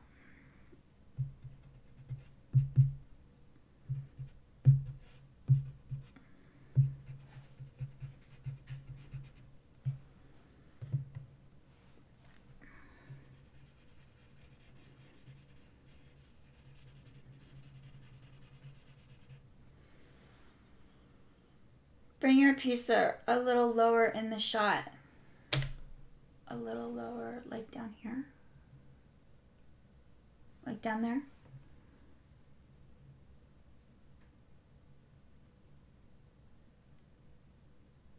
In general, it's not conversation. The topics get by broad. It's context opposed to my, yeah.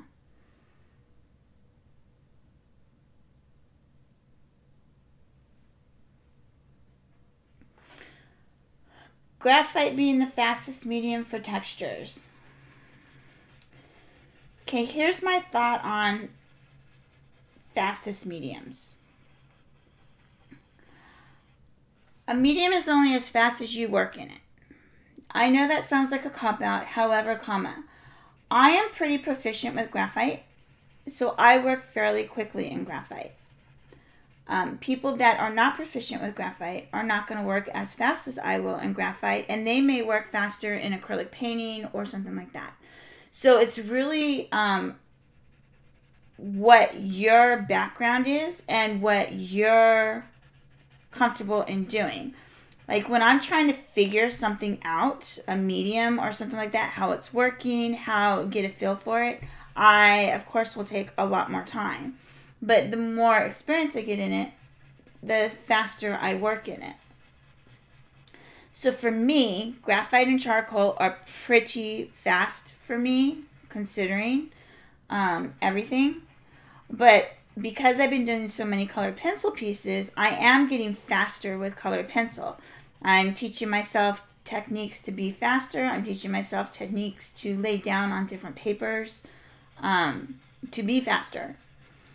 And what to use. Like, in my opinion, using OMS really slows down your process. So I've been trying to teach myself how to use colored pencil without relying on OMS but getting similar results. So in general, that's my answer, because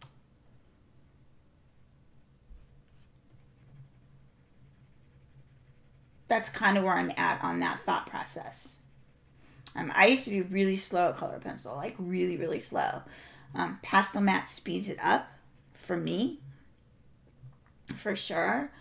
And I just saw a post from Lisa, actually, and she said that she's loving pastel matte, and it's really speeding up her process too, essentially. She doesn't have to do as many layers. So, hey Kenny, how are you?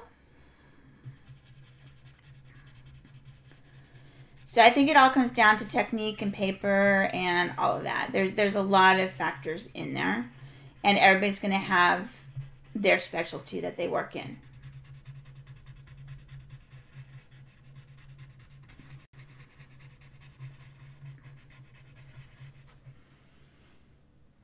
Okay.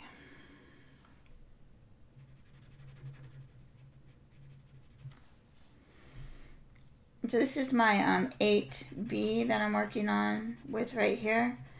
And this 8B, this thing moves, man. Like, it goes... Psh. You can move this pencil, like, forever, it seems like.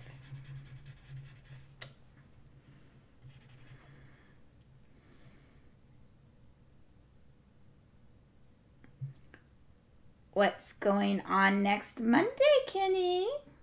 Peggy. Hey, Peggy. How are you? So glad you could join.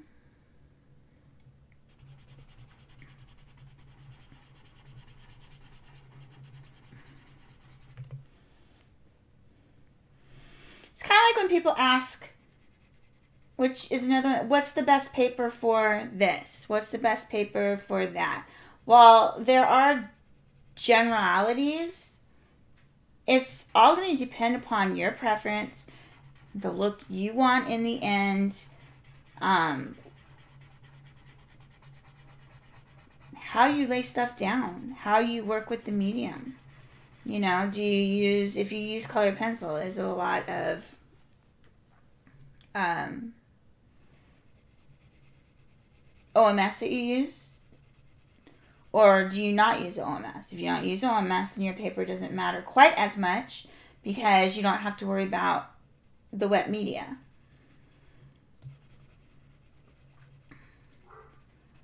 So, lots of factors there. And I always say, you know, it's personal preference. This is what I like to use.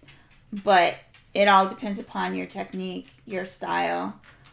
There's some papers I choose, and I may not like working with the paper, but I choose the paper because it has the texture that I want in the end. I know this because I've done paper swatching, which we discussed as well, Chrissy and I did a video on how to paper swatch. And you know, we talk about color swatching and stuff, but nobody ever wants to paper swatch. I don't know why. I haven't figured that out yet. It is so important. I always refer back to it.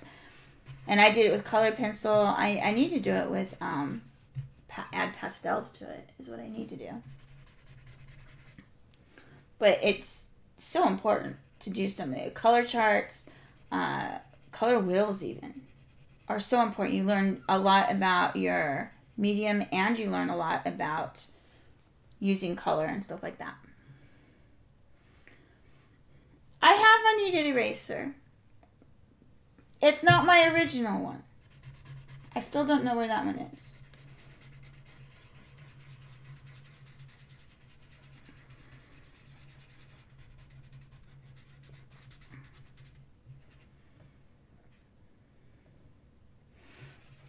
I know. I agree, Chrissy. I never knew how important it was until we did that. What animal is this going to be? It's going to be a leopard, Shannon.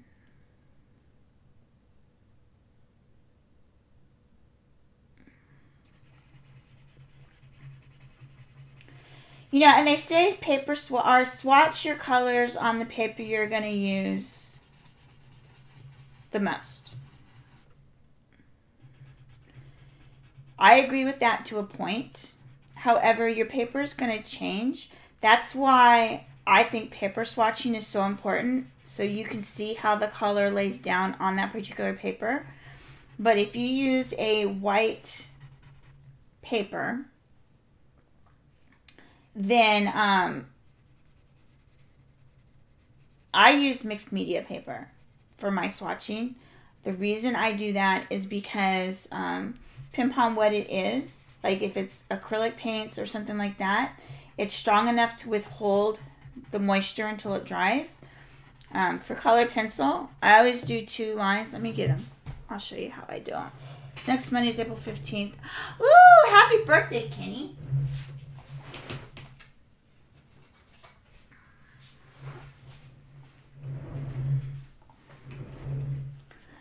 So when I do swatches, this is on mixed media paper. So when I do swatches, I actually have 2 rows. So I do very light pressure, the lightest pressure, which is just the color of, or the weight of the pencil basically, over a couple, 3 times. Then medium pressure, and then burnishing. And then the bottom line, what I do is I do, on some of them, here's a good example, because you can really tell the difference when I use OMS on the bottom. So you can see where it kind of changes the value a little bit from the regular, so you can kind of get an idea. But this is all on mixed media paper, and of course it's going to change slightly when you put it on different paper, but you get a general idea of how the color, or what the color is, just by using this simple thing. Thanks, Oksana.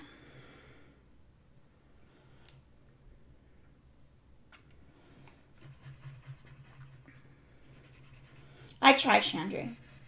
I don't always succeed. My drawers are just as bad.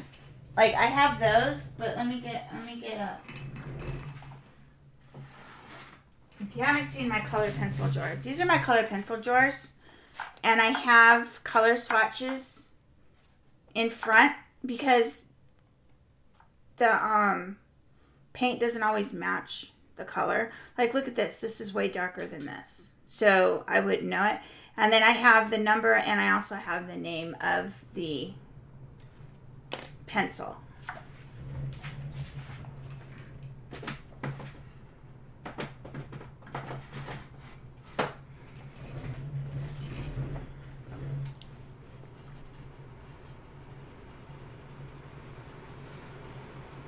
But I learned a lot just doing even that. You know, putting the colors down in that. I learned how they lay down. So, yes, Janice, that's what I do. I actually made myself a template because I have this. These are all my colored pencil ones. So there's quite a bit. And then I have another one over here. Graphite, Liquitex, Neocolor, and this is without water and with water. So, and Graphite, I did the same thing. So, without water, with water. Same thing.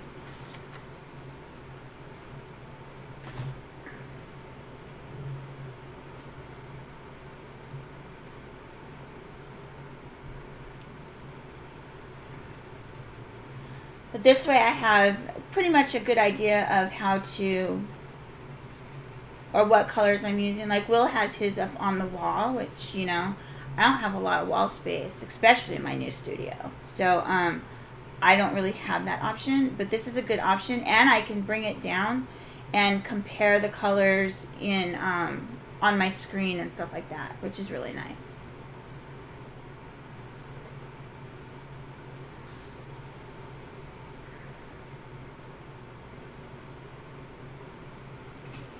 Can you borrow my brain for a while? Well, as long as you don't mind the headaches going with it, then by all means, borrow away.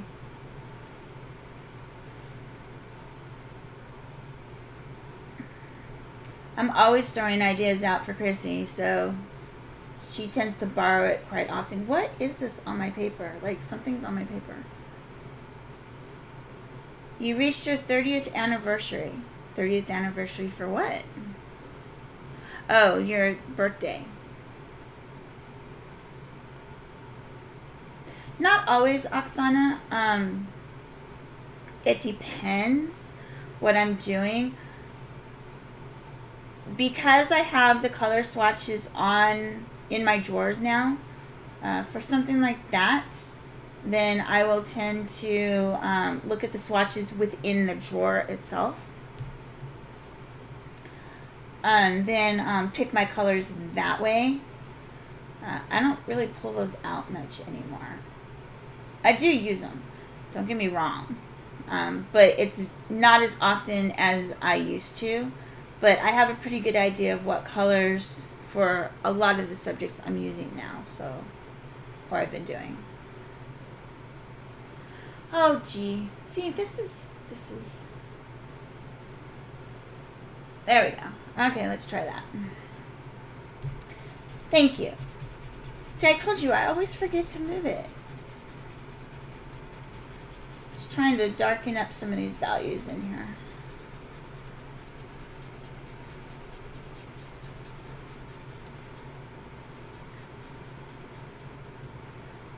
For Anana.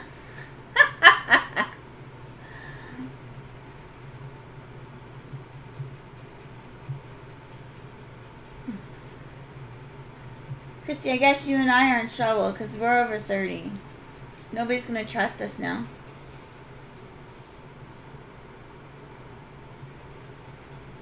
Exactly, Kenny. See, you can be our cameraman.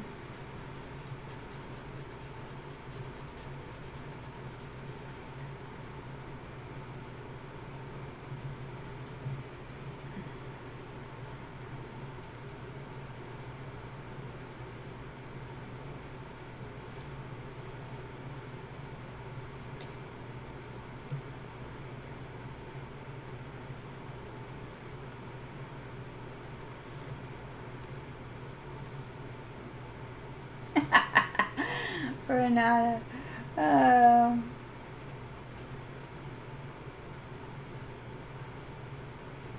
You know the pain then, that's for sure.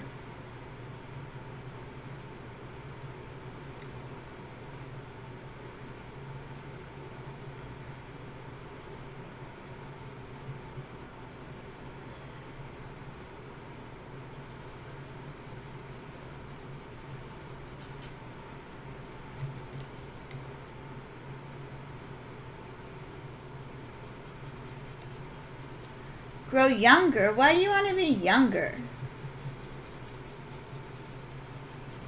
Younger has a whole set of its own problems.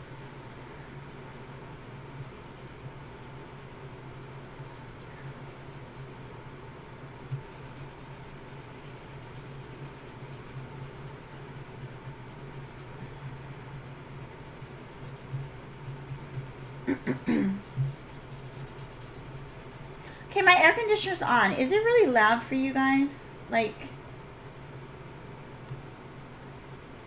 because when I record tutorials, it's like really, really loud. So I want to know how loud it is for you guys.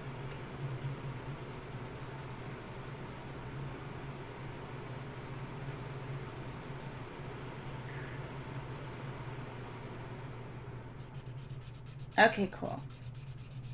Now it went into the quiet's a part of it.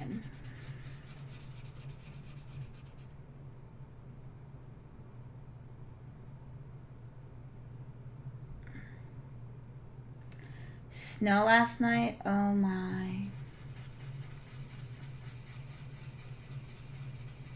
I'll let you have it. I'm not a big fan of cold. But you know, I'm not a big fan of humid hot either, and I live in humid hot right now. I used to live in desert hot, which was fine, but now I'm in humid hot. I don't like humid hot. Not even a little. I've gotten heat stroke one too many times, so I do not do well with heat and humidity.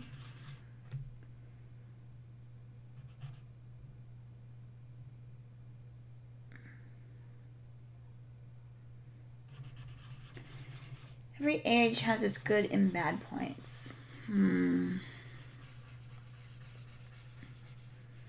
Maybe.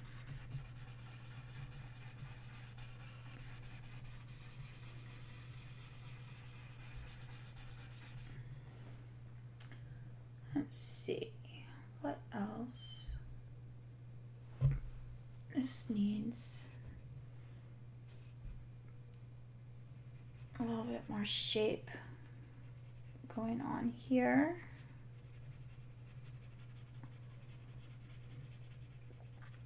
$30. I don't know. 30 wasn't too bad mostly. I got divorced at 30.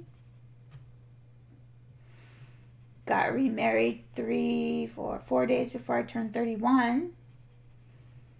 So, yeah, 30 wasn't too bad.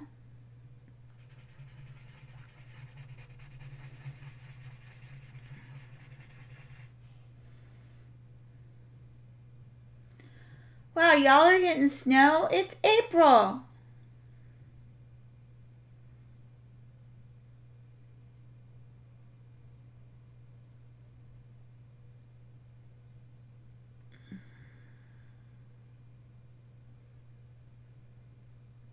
Y'all are killing me.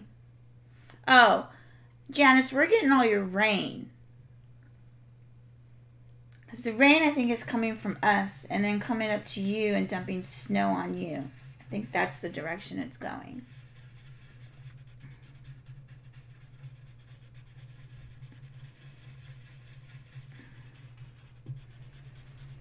Because we had crazy storm last night, and then today we're supposed to have a bunch of rain during the day too.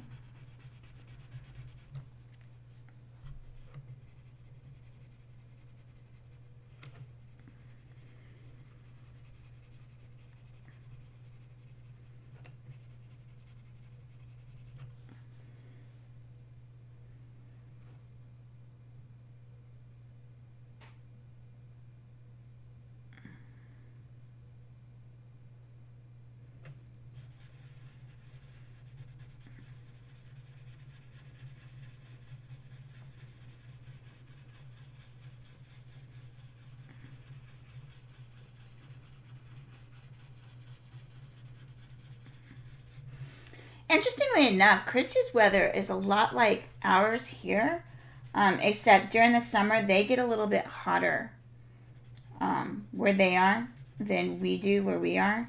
Well, temperature-wise, we have heat index, and our heat index gets into like 110 with all the humidity and stuff. So, but for the most part, like right now, she's in fall and we're spring. And our temperatures are about the same day and night.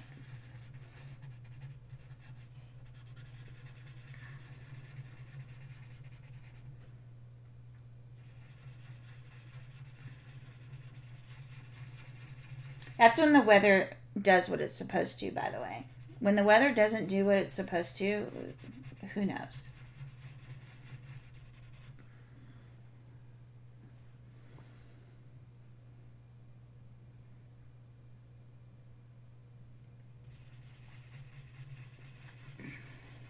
Yeah, I like desert heat so much better.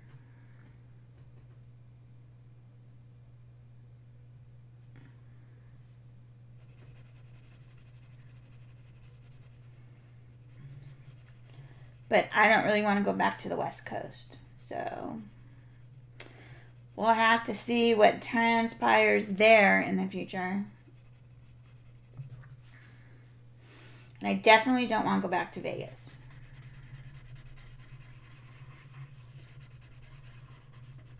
People just gotten crazy there.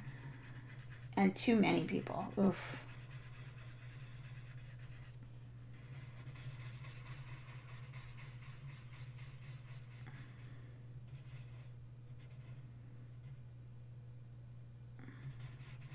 Texas is very humid. But you're right on the water too, Steve. Not that, you know.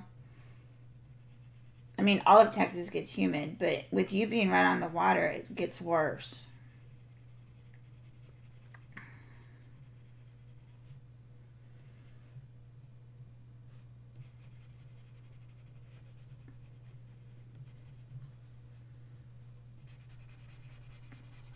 I'm gonna get this looking the way I want it eventually. I am. I'm determined. Besides, I get to hang out with all you guys.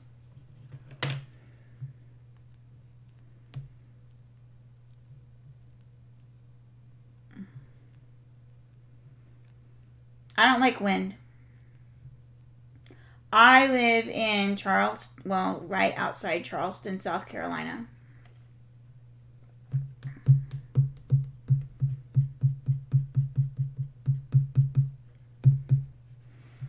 I am not a fan of wind. Wind equals allergies. Allergies, not fun.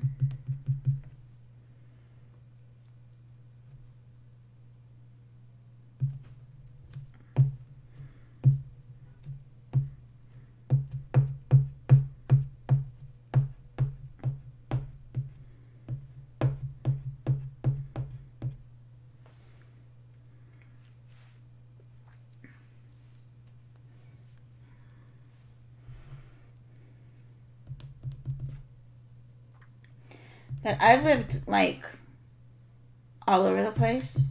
Well, not quite all over the place. I've lived in a lot of places. So, there's good points and bad points to every place, of course. I've lived overseas. I've lived all around the United States, East and West Coast.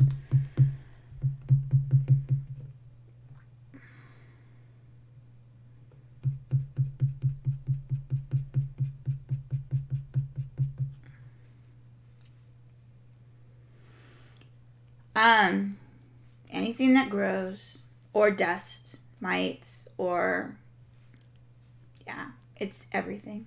Anything and everything.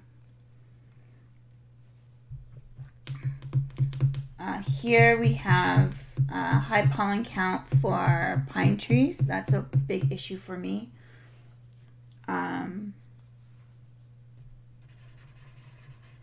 They have any flowers. Flower pollen is the worst for me. Like, you might as well just forget it.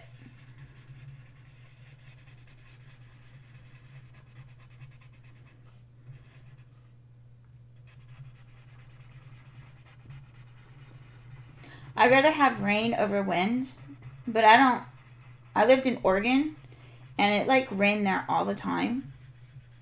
So it has to have a good combination of rain. Like, I don't want it to rain all the time. Like in Hawaii, when I lived there, it would rain and it would be done. Like, it would rain for like an hour in the afternoon, and that's it. There was no more rain. And it was like, yes, that's the way it should be. See, Oksana, that's exactly what I'm saying. Seasonal allergies. And mine's like all season, because they're all different allergies. Each season brings its own set of problems.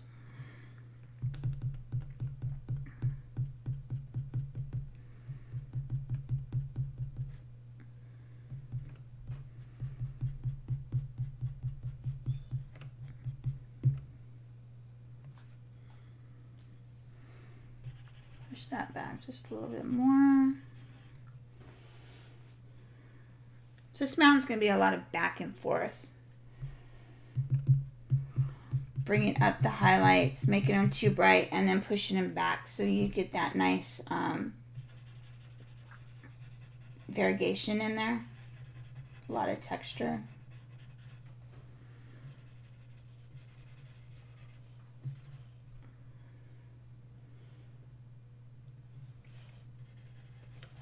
And I think it's just going to look weird until I get the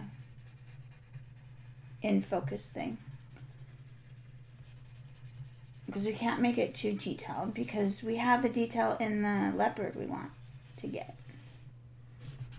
So maybe we'll just leave it like that and see where it goes.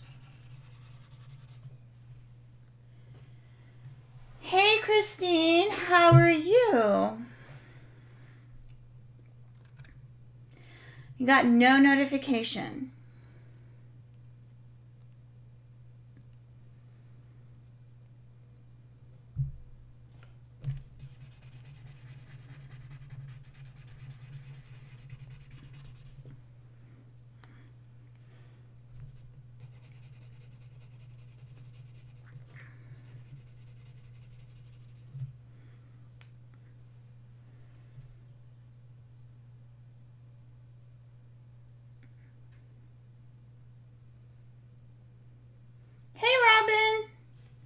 So glad you could join in.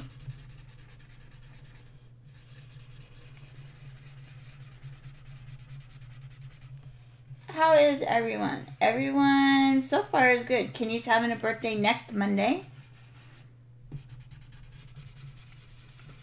And everybody seems to be getting snow.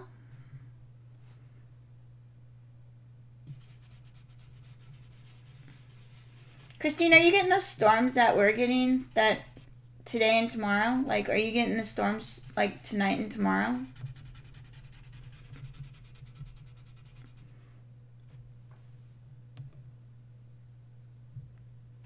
Dude, you're moving. Stop moving. You're gonna move anyway. Well, we're just gonna have to deal. Supposed to get them tonight. Yeah, we have them going through a little bit last night and then today. So glad I could share the storms with you. It's 11 p.m. Who needs sleep? Exactly. Nobody needs sleep. It's Chrissy. Chrissy doesn't sleep. She sleeps in the car on her way to work. That's what she sleeps.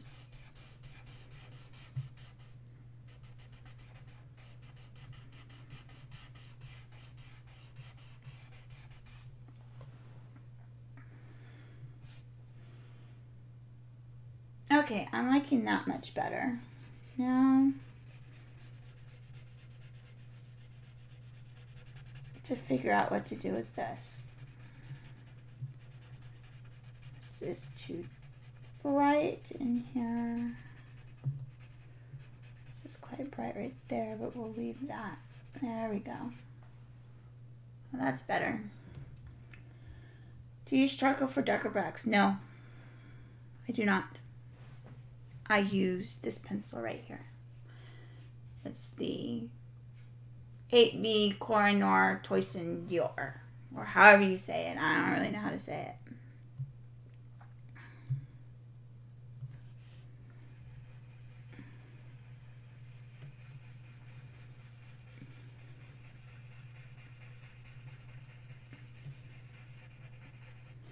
Come on, Chrissy, you know I have to give you a bad time.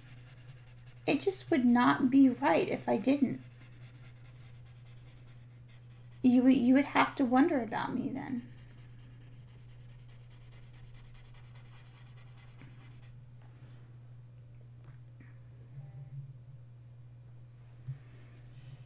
Maybe this is too dark. Maybe that's the problem.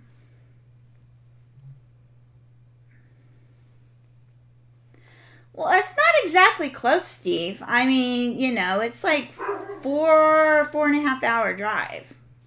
So it's not like the closest. It looks way closer on the map than it actually is. That would be Felicity. Felicity likes to talk. Yeah, Felicity likes to be very loud. Yes, she has to come and hang out in my studio and play with all my goodies. And I've invited her. It's not because I haven't invited her. She just doesn't want to come hang with me. That's fine. I understand. I got you, Christine. I got you. Nah, she's busy. So I know. Very familiar with Texas. My daughter-in-law, I was born in Lubbock, actually.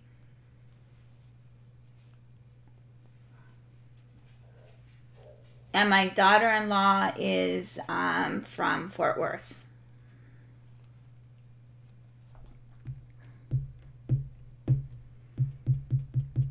I don't like this dark line. I'm going to take it off and redo it.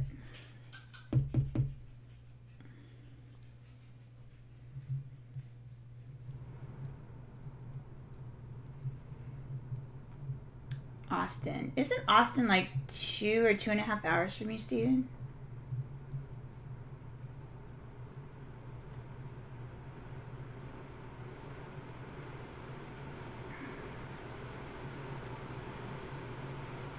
We almost moved to Austin.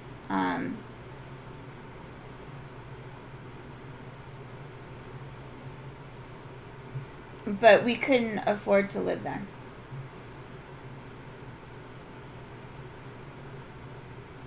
Oh, Oksana, where in Texas were you? 2.5 hours.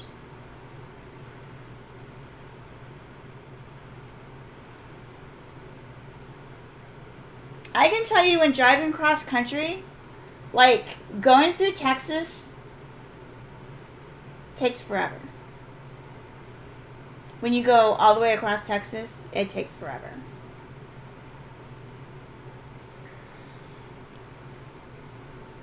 North of Dallas. Nice.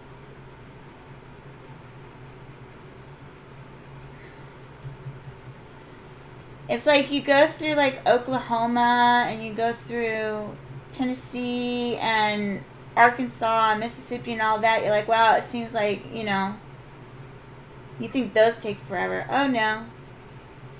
You hit Texas and you think you're never going to get out of that state.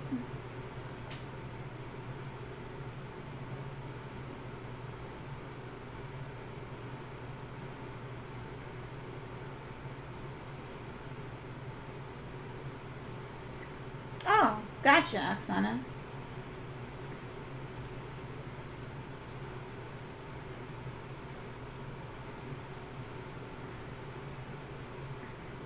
And my husband, they just posted a job at where my husband works for Jacksonville, Florida. He's writing me like, do you want to go back to Jacksonville? I'm like, well, maybe. I don't know. We'll see. So, we do not like it here in Charleston at all. Why do I keep getting the line back? I don't want the line. I just got rid of that line. Like, now it's back. Stop it. This is not memory. Memory shading. It's not memory shading. It really isn't. Good morning, Marcy. How are you doing? North of Albany. Wait, did I miss something?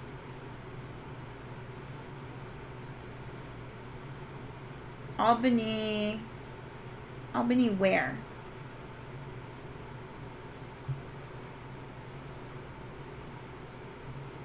Albany, North Carolina?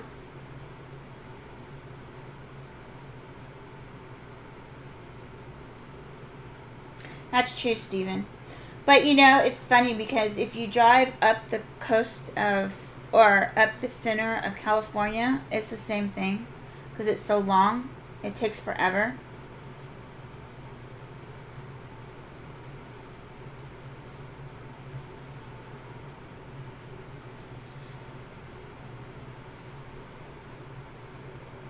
Okay, well, I'm leaving it at that. Y'all think I should start on the Tiger? Really? Albany, North Carolina.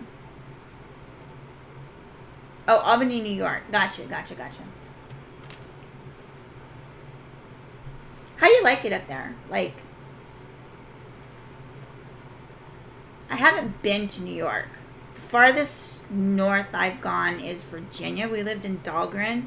Well, I guess that's not true. We went to Maryland. Because we were right on the border. Dahlgren's like right on the border of Maryland.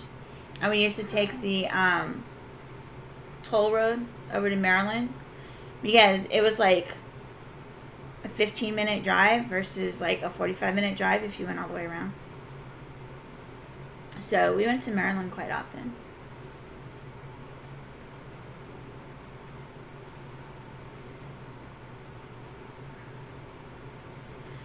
Now look,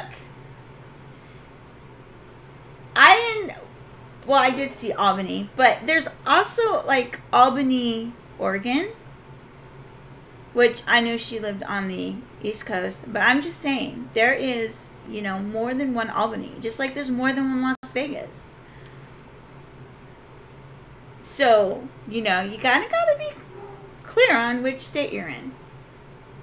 Just saying. Okay, what do y'all think? You think I should start on the leopard now, or you think I should 19 years? We lived there for 3 years, 4 years. I don't know how long we lived there. And then when we lost our house, we lived in a in the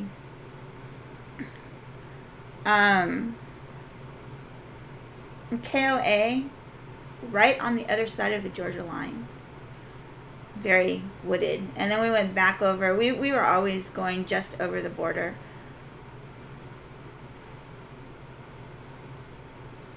You're so funny, Steve.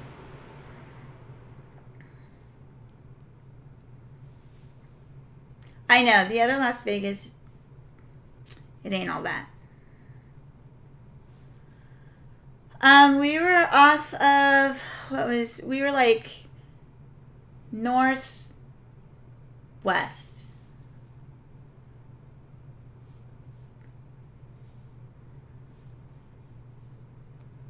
Northwest of the, whatever that circle freeway was.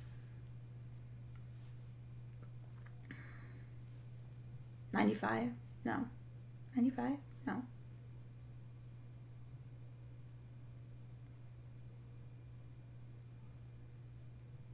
Trying to think if it was the 95.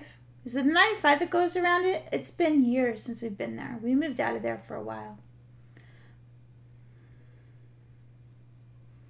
I'm fine with moving.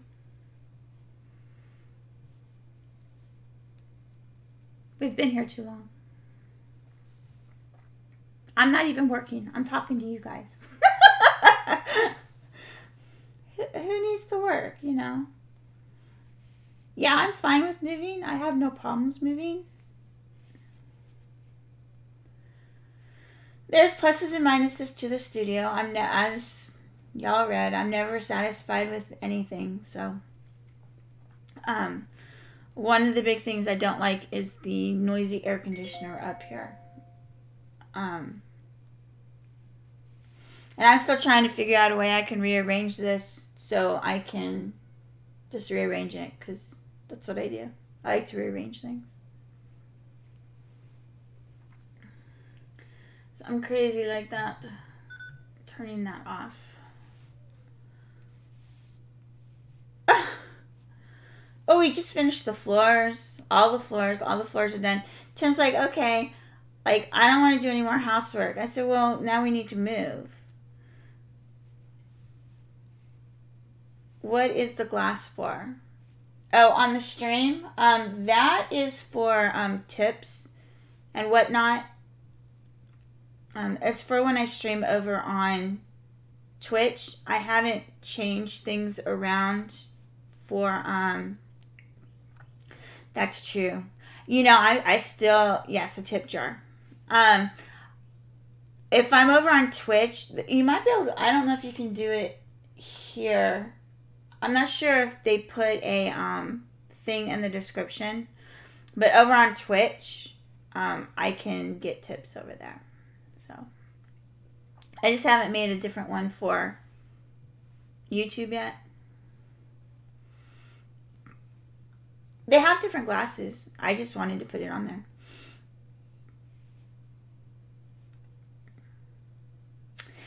Bye, Renata. Enjoy your walk. If you want, you can take my dogs with you. I'm sure they would love a walk. Just, you know, it just doesn't happen very often.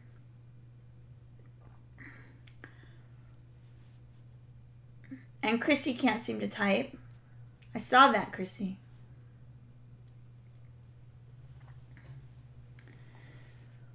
But anyway, so do you guys have any other questions or anything? Hopefully I can get myself a little bit more organized next time. She's sleep typing. I agree with that. I totally agree with that.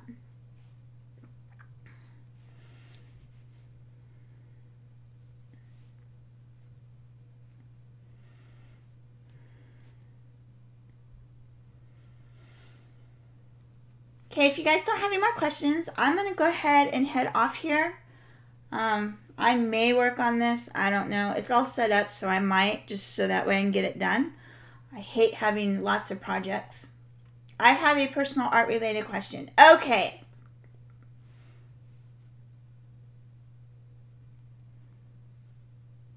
YouTube told me I type too much. I get that all the time too, Christine. What is your personal art question, Peggy?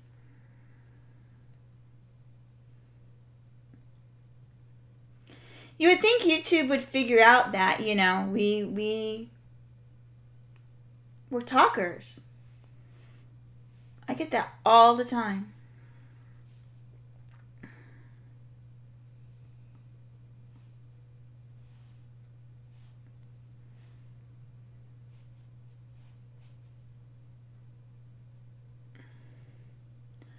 You keep losing your feed. It could possibly, my health says it's really good, so it could possibly be your internet.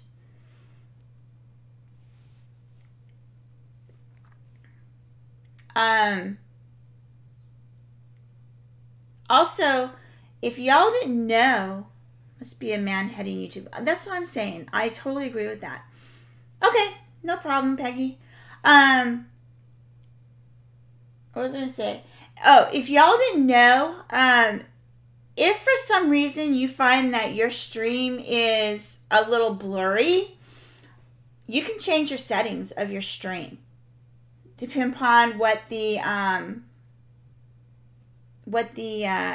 streamer settings are, you can change the setting of your stream. I'm finding that mine is defaulting at like 460 or something like that, so I always have to change mine so it's not thing. Oksana, I do not have super chat. I don't have enough subscribers to get super chat.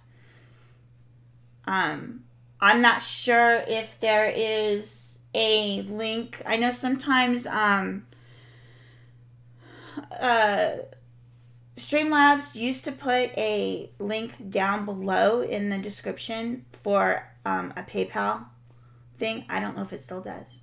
I have no idea. But I do not have super chat.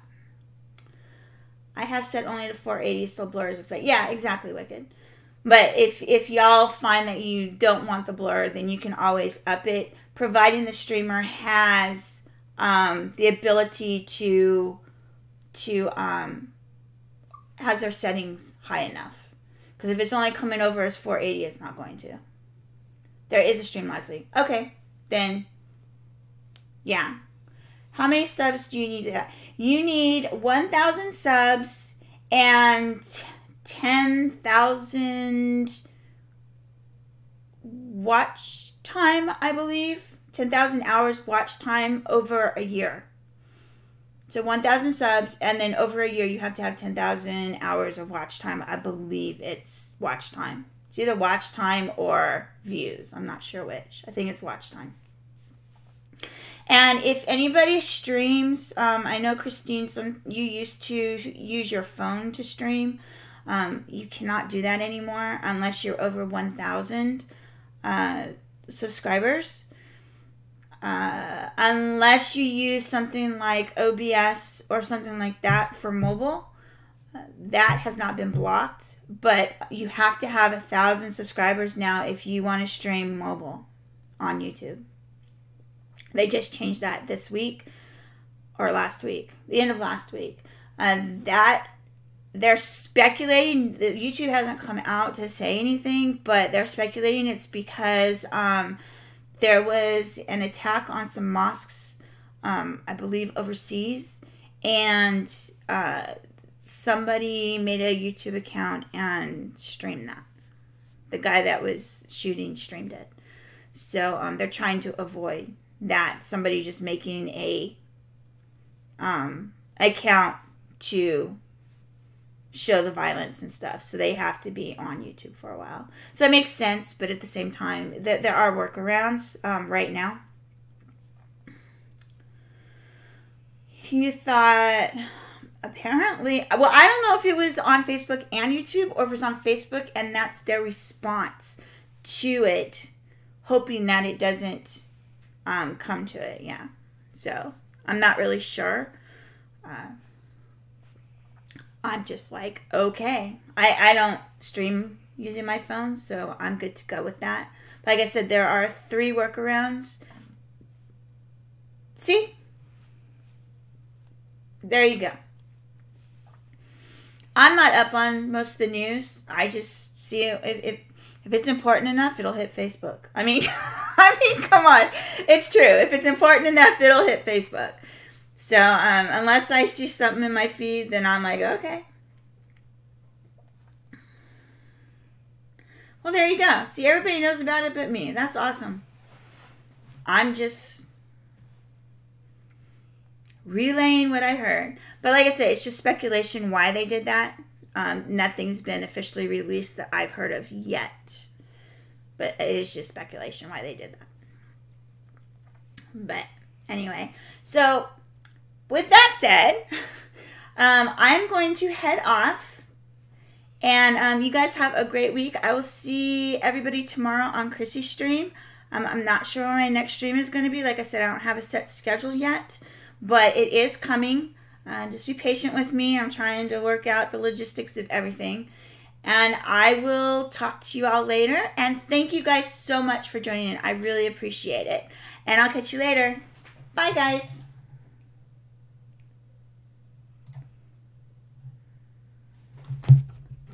There it is. There it is. It's way over there.